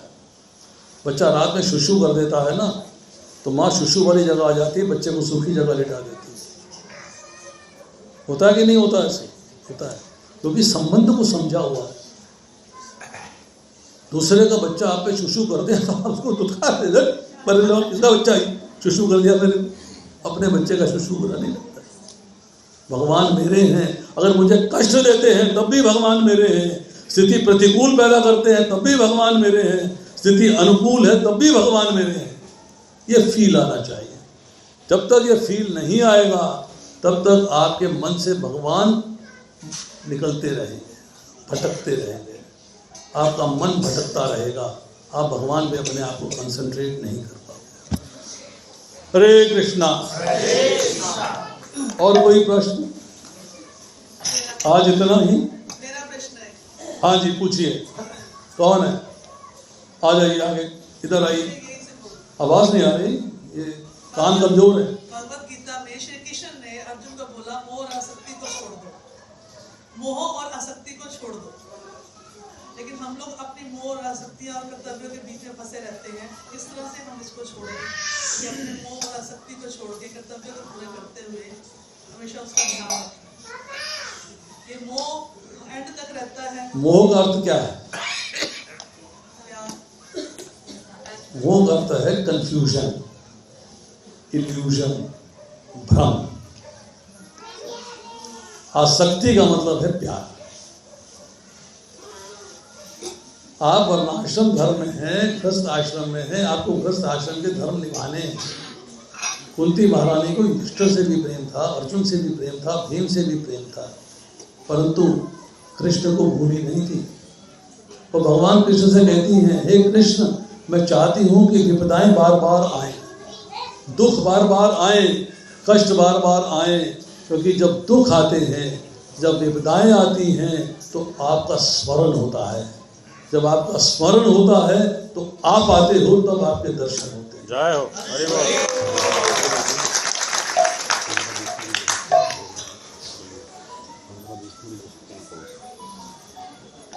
तो आप सोचिएगा कि आपको मोह त्यागना है, मतलब भ्रम की स्थिति में नहीं रहना है। भ्रम की स्थिति का मतलब यह है कि भगवान ने आपको बुद्धि दी है। बुद्धि किस लिए है? बुद्धि का कार्य क्या है? जो मैंने आज श्लोक कोट किया था, शोच्यान शोचोस्तम प्रज्ञावादांश भाष्यते, उसमें आपकी पंडा जागृत हो गई है, अर्थात आपकी बुद्धि जागृत हो गई है, बुद्धि विवेकमयी हो गई है। बुद्धि में विवेक जागृत होने का अर्थ ये है कि अब आप बुद्धि से फैसला कर सकते हो what is right and what is wrong, क्या ठीक है और क्या गलत है, क्या उचित है क्या अनुचित है, क्या करणीय है क्या अकरणीय है, क्या कर्तव्य है क्या अकर्तव्य है। अर्थात बुद्धि के द्वारा फैसला कर सकते हो कि मुझे क्या करना चाहिए और क्या नहीं करना चाहिए। जब बुद्धि सीधी हो जाएगी, अर्जुन ने कहा ना मेरा मोह नष्ट हो गया है, मतलब मैं बुद्धि के द्वारा फैसला कर पा रहा हूँ कि क्या ठीक है क्या खराब है। हुआ कैसे है? आपकी कृपा से, आपकी कृपा से। भगवान से कह रहा है आपकी कृपा से मेरा मोह नष्ट हो गया। मोह का मतलब प्रेम नष्ट नहीं हुआ, संबंध नष्ट नहीं हुआ। मोह का मतलब यह है कि कंफ्यूजन खत्म हो गया है। अब कंफ्यूजन की बात करता हूँ। देखिए एक अच्छी बात आपको बताता हूँ। अर्जुन ने कहा कि मैं पलट कर भीष्म और द्रोण पे बाण कैसे चलाऊंगा। भीष्म मेरे पितामह हैं, उनकी गोदी में खेला। ये चर्चा करेंगे हम जब दूसरे अध्याय में आएंगे तो इसकी श्लोकों की चर्चा करेंगे। द्रोणाचार्य मेरे गुरु हैं, उन्होंने मुझे शस्त्र विद्या का ज्ञान दिया है, राजनीति का ज्ञान दिया है, अस्त्र विद्या का ज्ञान दिया है। मैं उनके पलट कर बाण कैसे चलाऊंगा? मेरे गुरु हैं। मोह आ गया, मतलब कंफ्यूजन आ गया कि मैं बाण कैसे चलाऊंगा। कंफ्यूजन क्रिएट हो गया है, कैसे चलेगा बाण? उत्तर क्या है? 7वें अध्याय में जाके भगवान बताते हैं कि जो जो कर्तव्य पथ पर श्रेष्ठ पुरुष चलते हैं सामान्य जन उसको फॉलो करते हैं। श्रेष्ठ पुरुष जिस रास्ते पे चलता है सामान्य जन उसको फॉलो करता है। परसों का उदाहरण देता हूं आपको। प्रधानमंत्री की माता का देहांत हो गया, उन्होंने 2 घंटे के बाद अपनी नॉर्मल ड्यूटी शुरू कर दी। उद्घाटन किए वर्चुअल, 2 घंटे रहे अपनी माँ के शमशान घाट में, बस 2 घंटे से अधिक नहीं। वो श्रेष्ठ पुरुष है हमारे भारत के, तो सब उनको फॉलो कर रहे हैं। हर व्यक्ति अपनी ड्यूटी पे था। 3 दिन का शोक, 3 दिन की छुट्टी डिक्लेयर नहीं हुई कि प्रधानमंत्री की माँ मर गई, 3 दिन की छुट्टी हो जाए। उन्होंने अपने आचरण से दिखाया कि कर्तव्य पहले है। हमें भी, हम श्रेष्ठ जन को फॉलो करते हैं। तो वहाँ क्या कहा जा रहा है? अगर भीष्म आपसे श्रेष्ठ हैं, द्रोणाचार्य आपसे श्रेष्ठ हैं। द्रोणाचार्य की क्वालिटी क्या है कि उन्होंने अर्जुन को ब्रह्मास्त्र चलाने का तरीका बताया है और ब्रह्मास्त्र की तोड़ का तरीका भी बताया है। अपने पुत्र अश्वत्थामा को ब्रह्मास्त्र चलाने का तरीका बताया है, तोड़ का तरीका नहीं बताया। इतना प्रेम था अर्जुन से, जिससे द्रोणाचार्य इतना प्रेम करते हैं। वो युद्ध भूमि में उनके सामने खड़े हैं अर्जुन को मारने के लिए। तो शास्त्र क्या कहता है कि श्रेष्ठ जन को फॉलो करो, कि आप भी उनको मारने के लिए उद्यत हो जाओ, क्योंकि जो वो उनके पद चिन्हों पे चलना है आपको। हमें ये देखना है कि हमें मोह त्यागना है, मोह से छुटकारा पाना। दूसरा है आसक्ति। आसक्ति क्या है? व्हाट इज आसक्ति? ध्यायते विशाल पुंसा संग तेषु उपजायते संगात संजायते कामा कामात क्रोध अभिजायते। कि विषयों के चिंतन करने से हमारे विषयों में आसक्ति हो जाती है। जब विषयों में आसक्ति हो जाती है तो हमें फिर कामना उत्पन्न होती है, डिजायर, इच्छा उसको प्राप्त करने के लिए। और जब इच्छा उत्पन्न होती है तो इच्छा को पूर्ण करने के लिए कर्म करना पड़ता है। एक प्रोसेस है, 1 2 3 4। आपका विषयों का चिंतन हुआ तो जब हम पढ़ते हैं प्रत्याहारा, 6वां अध्याय करेंगे, जब ध्यान योग पढ़ेंगे तो उसमें थोड़ा आगे आ जाइए ना, सब लोग जगह खाली तो छोड़ी हुई है, आगे आ जाइए। और आगे आइए, और आगे आइए प्रभु। एक वैष्णव एटिकेट है, मैं आपको वैष्णव एटिकेट का एक मुख्य बात बताता हूं।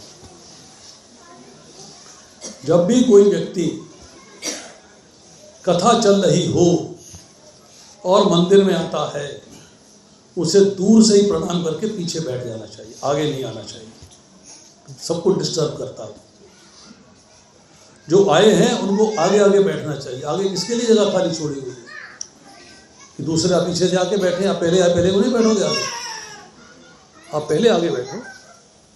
जो बाद में आएगा वो पीछे से आएगा, पीछे ही प्रणाम करेगा, सामने जाके प्रणाम नहीं करेगा, पीछे से ही प्रणाम करेगा, पीछे से ही दंडवत करेगा। और जब आल्टर बंद हो तब वो दंडवत नहीं करेगा, तो हाथ जोड़ के प्रणाम करेगा और पीछे ही बैठ जाएगा। सबको आगे आगे बैठना चाहिए जगह कम है, हॉल छोटा है, लोग ज़्यादा हैं, एडजस्टमेंट होनी चाहिए। तो हम लोग चर्चा क्या कर रहे थे, किस बात पे चर्चा चल रही थी? आसक्ति पे। जब आपकी आसक्ति कैसे है, आसक्ति किसमें होनी चाहिए? अगर आपकी आसक्ति भौतिक संसार में है तो उस वस्तु को प्राप्त करने के लिए आप जो है कर्म करेंगे, और कर्म करेंगे तो आसक्ति के लिए अगर आपके इच्छाएं ज़्यादा हैं, असीम, अनगिनत, तो पाप के कर्म होंगे। क्योंकि आप सकाम कर्म अर्थात जो शास्त्र के अनुसार कर्म बताए गए हैं उनके अनुसार अपनी असीम इच्छाओं की पूर्ति नहीं कर सकते। जब आपकी इच्छाएं जो है मध्य मार्ग में रहेंगी, लिमिटेड, तो आपका पुण्य कार्य भी हो सकता है और पाप कार्य भी हो सकता है। जब आपकी इच्छाएं जीरो हो जाएगी तब आपसे न पाप का कार्य होगा न पुण्य का कार्य होगा, सिर्फ भगवान का कार्य होगा। विहाय कामान ये समान पवन श्रुति निष्प्रह है निरंतर से शांति में गच्छति। शांति किसे प्राप्त होती है? भगवान का धाम किसे प्राप्त होता है? दो वैरायटी के लोग हैं। भगवान कहते हैं इच्छाओं का प्रवाह आपके मन के अंदर ऐसे ही रहता है जैसे नदियों का प्रवाह समुद्र के अंदर रहता है। नदियाँ लगातार समुद्र में प्रवेश करती रहती हैं, ऐसी इच्छाएं आपके मन में लगातार आती रहती हैं। अगर आप इच्छाओं की पूर्ति करने का प्रयास करते हो तो आपसे पुण्य कार्य भी हो सकता है और पापमय कार्य भी हो सकता है, अकर्म भी हो सकता है, तीनों हो सकते हैं। परंतु विहाय कामान ये सर्वान पुमान चलती निष्प्रह है, जिसने इच्छाओं का त्याग कर दिया है, इच्छाएं नहीं है, इच्छा केवल एक है, हे भगवान आपकी सेवा में कैसे लगूं, बस वो इच्छा है। वर्णाश्रम धर्म के अनुसार गृहस्थ चलाने के लिए, परिवार चलाने के लिए जो कार्य आवश्यक हैं, जो भक्ति के अनुकूल हैं, भक्ति के प्रतिकूल नहीं है, वो कार्य करिए, ईमानदारी से करिए, ऑनेस्टी से करिए, भगवान को ध्यान में रख के करिए, भगवान को स्मरण करते हुए करिए। पर अगर आप जो है अपने परिवार को चलाने के लिए, अपने घर को चलाने के लिए, अपने संसार को चलाने के लिए बेईमानी का कार्य करते हैं, गलत कार्य करते हैं, विकर्म करते हैं, तो आप पाप कार्य हो जाएगा। पाप हो या पुण्य हो, दोनों कर्मों के फल के अनुरूप आपको शरीर धारण करना ही पड़ेगा, कोई रास्ता नहीं। तो इच्छाएं नहीं होनी चाहिए। तो आसक्ति का अर्थ क्या हुआ? आसक्ति का मतलब है कि आपकी उन इच्छाओं कामनाओं के प्रति आसक्ति हो गई, आपकी आसक्ति हो गई उस वस्तु के प्रति। कैसी होनी चाहिए? भगवान के प्रति आसक्ति कैसी होनी चाहिए?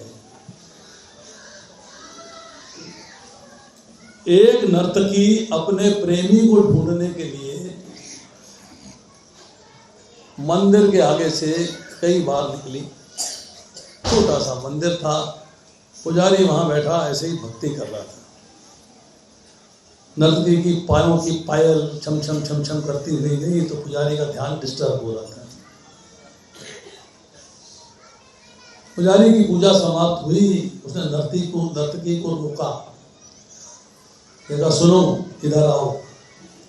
नर्तकी पहुंची, हाथ जोड़ के खड़ी हो गई, बोली कहिए महाराज, तुम देख नहीं रही हो कि मैं भगवान की सेवा कर रहा हूँ, भजन कर रहा हूँ, जप कर रहा हूँ, मैं भगवान का स्मरण कर रहा हूँ, और तुम जो है मेरे सामने से पायल खनखनाती हुई 4 से 8 बार निकल गई हो यहाँ से, मैं डिस्टर्ब हो गया हूँ।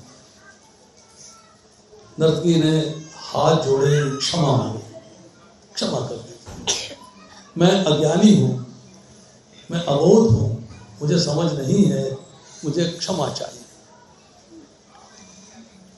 भक्त ने कहा ठीक है भाई, क्षमा मांग रही है, क्षमा दे देते हैं, कोई बात नहीं, माफी मांग ली ना, सॉरी कह दिया, ठीक है चलो, फिर जाओ क्षमा किया, आगे से ध्यान रखना, फिर आगे से ध्यान रखो। अब नर्तकी ने उस भक्त से कहा, भक्त जी मैं आपसे एक सवाल करना चाहती हूँ, आप उत्तर देंगे, बुरा तो नहीं मानेंगे? बोली नहीं, बुरा नहीं मानूंगा, करो। क्षमा मांग ली है बेचारी, अब तो लोग क्षमा याचना कर चुकी है, उत्तर देने में क्या हर्ज है? बोली हाँ ठीक है, पूछो। कहती मेरा प्रश्न ये है कि मैं तो अपने प्रेमी के प्रेम में आसक्त थी, प्रेमी के प्रेम में पागल थी, उसको ढूंढते हुए मैं आपके आगे से 5-6 बार निकल गई, मुझे आप दिखाई नहीं दिए, आप दिखते तो मैं सामने से निकलती नहीं। मैं तो प्रेमी के प्रेम में पागल थी, उसको ढूंढते हुए मैं आपके आगे से 5-6-8 बार निकल गई, मुझे आप दिखाई नहीं दिए। अरे आप तो भगवान के प्रेम में पागल हो, आपको मैं कैसे दिखाई दे गई? ये आसक्ति है। आसक्ति भगवान में होनी चाहिए कि भगवान के आगे और कुछ दिखाई नहीं। जीवन यापन करना है, काम धंधा करना है, संसार चलाना है, सब कार्य करना है, परंतु कैसे? वैराग्य से। वैराग्य क्या है? छोड़ के पहाड़ की गुफा में नहीं जाके बैठ जाना है। वैराग्य का मतलब है जो कार्य, जो वस्तु, जो बातें भगवान कृष्ण की सेवा से विमुख करती हैं, उनसे दूर हटाती हैं, उनको छोड़ देना। और जो बातें, जो वस्तु, जो सामान, जो परिस्थितियां भगवान की सेवा के अनुकूल हैं, भगवान की सेवा में लगाती हैं, उनको स्वीकार कर लेना, ये वैराग्य है। छोटे छोटे प्रश्न हैं, छोटे छोटे उत्तर हैं, इनको समझना है बस, और कुछ नहीं। ये प्रश्न आपके मन में उठने चाहिए। बहुत अच्छा किया माता जी, धन्यवाद बहुत बहुत, आपने बहुत अच्छा सवाल किया। और कोई सवाल है किसी का?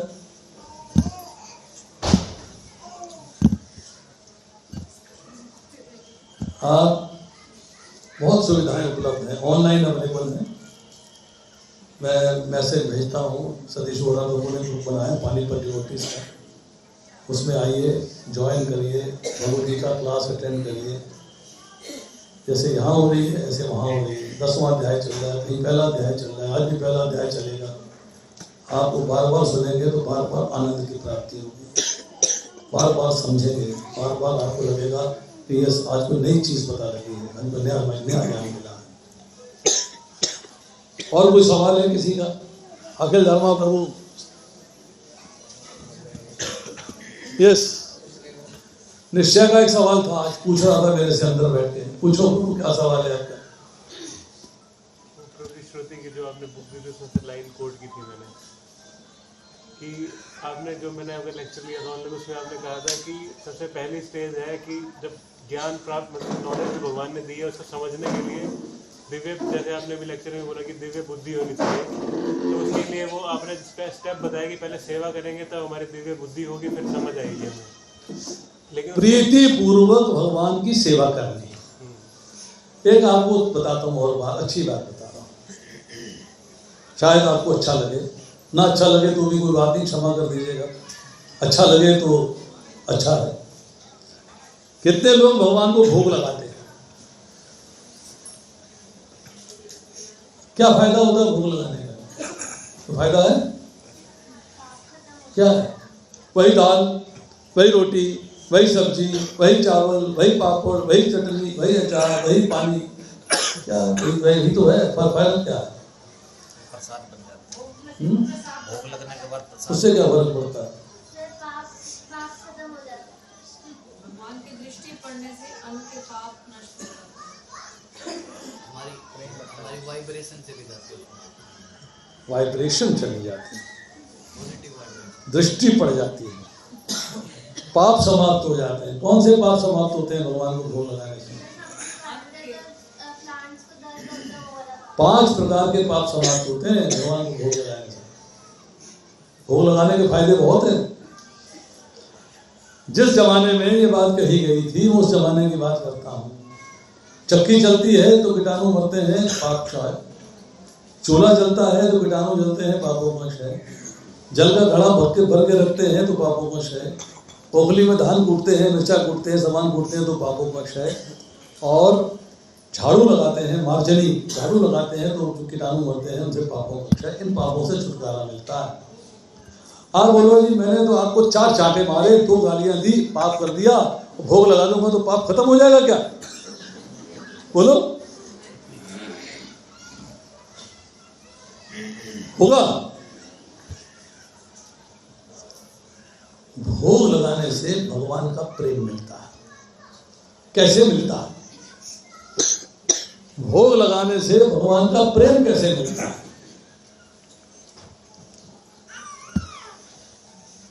बेटा आज क्या खाओगे शाम को?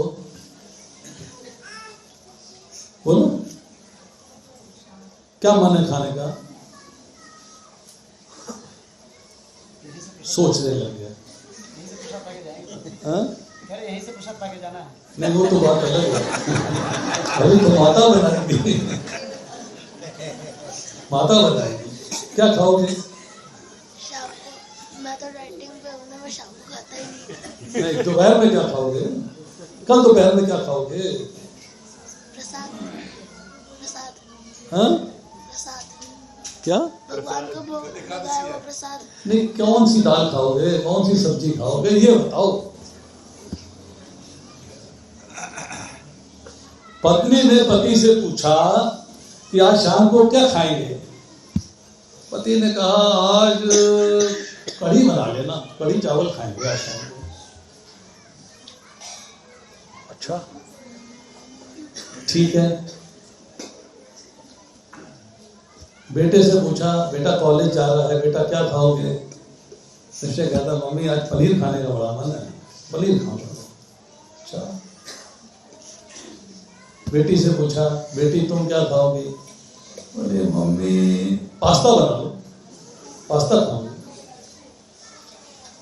अब माँ जो है किचन में जाके पति के लिए कढ़ी चावल बना रही है, पुत्र के लिए पनीर बना रही है, बिटिया के लिए पास्ता बना रही है। ध्यान में भगवान है, पुत्र है, पुत्री है या पति है? कौन है ध्यान में? ध्यान में कौन है? चेतना में कौन है? किसके लिए बना रहे? किसके लिए बनता है? फैमिली के लिए बनता है। ओहो, बन गया, तैयार हो गया। अरे मंदिर में आए थे, प्रभु जी लेक्चर दे गए थे, भगवान को भोग लगा के खाना चाहिए, चलो भगवान को भोग लगा देते। थाली सजाई और भगवान को लगा दिया। भगवान कहते हैं मेरे लिए तो बनाया नहीं तूने। किसके लिए बनाया था? मेरे लिए तो नहीं बनाया ना। तेरी चेतना में कौन था? तेरी चेतना में था तेरा पति, तेरी चेतना में था तेरा पुत्र, तेरी चेतना में थी तेरी पुत्री। तो उनको स्मरण करते हुए भोग बना रही थी, मेरा स्मरण करते हुए तो बनाया नहीं तुमने। बनाया क्या? नहीं, मजबूरी में भोग लगा दिया। डिवोशनल सर्विस विद लव, प्रीति पूर्वक नहीं हुआ। प्रीति तो परिवार में है, प्रीति भगवान में नहीं थी।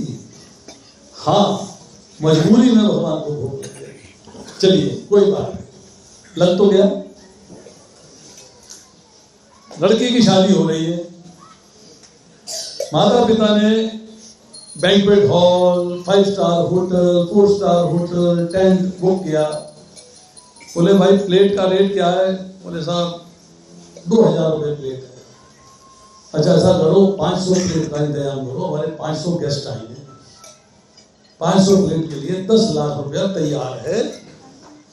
टेंट वाले को, बैंक्वेट हॉल वाले को, 5 स्टार होटल वाले को 10 लाख रुपया दे दिया गया। अब आई लड़का लड़की के खाने की बारी। टेबल लग गए, सबके लिए एक एक प्लेट लगी है। परिवार वाले बैठ गए हैं, रिश्तेदार बैठ गए हैं, बच्चे के माता पिता, लड़की के माता पिता, लड़के के माता पिता, भाई बहन, भाभी, मामी, चाची सब बैठे हैं। एक लंबा टेबल लगा दिया गया है, उसमें सारा परिवार बैठा है, सबकी एक एक थाली है। लड़का लड़की बैठे, उन दोनों की एक थाली है। क्यों भाई? 10 लाख रुपया खर्च कर रहे हो, 2000 बचा रहे हो। एक थाली कितने की है? 2000 की। अगर लड़का लड़की अलग खा लेते तो कितना खर्च ज्यादा हो जाता? एक थाली ज्यादा लग जाती, 2000 ज्यादा लग जाती, सिर्फ 2000 वो आपने बचा दिया। नहीं नहीं नहीं, हमने बचाया नहीं है प्रभु जी, बचाते नहीं हैं। मैंने कहा फिर तो दोनों की एक थाली क्यों लगाई? बोले एक थाली में खाते हैं ना तो प्रेम बढ़ता है। होता है ऐसे? मानते हैं? कितने लोग मानते हैं? एक थाली में खाते हैं तो प्रेम बढ़ता है। मुझे याद है आज से कोई 30 साल पहले की बात है, मैं एक बार टीवी देख रहा था, अभी इस्कॉन में नहीं आया था, उसके पहले की बात है।